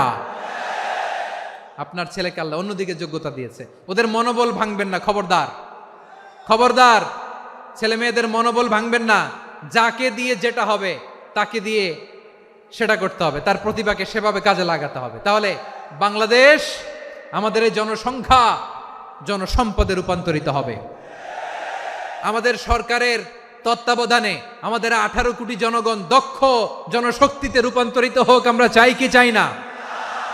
আমরা ভালো মানুষ, শ্রেষ্ঠ মানুষ হতে চাই কি চাই না? ওই জাপানিজদের মতো সৎ, ওই ইউরোপিয়ানদের মতো কালচার্ড। আমাদেরকে আল্লাহ তাআলা কোরআন সুন্নাহ অনেক কিছু দিয়েছেন। যেহেতু বর্তমানে আমরা দেখছি তারা সৎ, তাদের মধ্যে ভ্যালিউ আছে, সেগুলো আমাদের মধ্যে আনার দরকার আছে না নাই? আর ইসলাম দিয়ে আমাদের জীবনকে সাজাতে হবে, ইসলাম দিয়ে আমার পরিবারকে সাজাতে হবে। ইসলাম থেকে, কোরআন থেকে প্রেসক্রিপশন না নিলে জীবন সুন্দর হবে না। কোরআন থেকে প্রেসক্রিপশন না নিলে সমাজ সুন্দর হবে না। কোরআনের প্রেসক্রিপশন না মানলে রাষ্ট্র সুন্দর হবে না। কোরআনের প্রেসক্রিপশন অ্যাপ্লাই না করলে শুধু দুর্নীতি দমন কমিশন দিয়ে দুর্নীতি বন্ধ করা যাবে না। এজন্য কোরআনের আইন আমরা চাই কি চাই না? প্রিয় ভাইয়েরা, হিউম্যান রিসোর্স ডেভেলপমেন্ট, মানব সম্পদের উন্নয়ন, আমাদের সরকার যেন এদিকে নজর দেয়। আমরা যেন এই ব্যাপারে যত্নবান হয়ে উঠি। যাকে আল্লাহ যে যোগ্যতা দিয়েছে, এই যোগ্যতা দিয়ে আমরা যেন ইসলামের জন্য, দেশের জন্য কাজ করি। আমরা যেন আমাদের স্কিল ডেভেলপ করি, আমাদের পটেনশিয়ালকে ডেভেলপ করি। মোরালিটি, ভ্যালিউজ নিয়ে শায়েখ আহমদুল্লাহ আলোচনা করেছেন, এগুলো দিয়ে যেন আমরা আমাদেরকে সাজাই। আল্লাহ তাআলা আমাদের দেশকে তুমি নিরাপদ করো, আমরা পড়ি আমিন। আল্লাহ আমার 18 কোটি জনগণকে তুমি জনশক্তিতে রূপান্তরিত করো, আমিন। আল্লাহ আমরা হাতে হাত রেখে, কাঁধে কাঁধ মিলিয়ে, ভাইয়ে ভাইয়ে যেন এই দেশকে গড়তে পারি, আল্লাহ তুমি তৌফিক দান করো, আমরা পড়ি আমিন। আমার প্রিয় মহিউদ্দিন ভাই বলেছেন, হুজুর এমন একটা ঘোষণাপত্র দিয়ে যাবেন আজকের এই ঐতিহাসিক যশোরের প্রোগ্রামে, যেটা গোটা বাংলাদেশে মানুষ এটার উপর আমল করে। আমি যে কথাটা বলেছি এটাই, আসুন আমরা আমাদের জনসংখ্যাকে জনসম্পদে ট্রান্সফর্ম করি। আমাদের জনসংখ্যাকে আমরা যেন জনশক্তিতে রূপান্তরিত করি। জনসংখ্যাকে ট্রান্সফর্ম করে জনশক্তি দিয়ে আমরা যেন আগামীর বাংলাদেশ, স্বাধীন বাংলাদেশ 2.0 কে গড়ে তুলি। আল্লাহ তাআলা আমাদের সবাইকে কথাগুলো বোঝার, আমল করার তৌফিক দান করুন। এই জেনজি, ক্ষমা করে দিও আমাকে, অনেক ধমক দিছি, বকা দিছি। আল্লাহ তোমাদেরকে করুক, কবুল করুক, যশোরবাসীকে কবুল করুক, আদ দিনকে কবুল করুক, এই মেডিকেল কলেজকে কবুল করুক, ইসলামের জন্য বাঁধ ভাঙা এই জোয়ার এবং উচ্ছ্বাসকে আল্লাহ তাআলা কবুল করুক।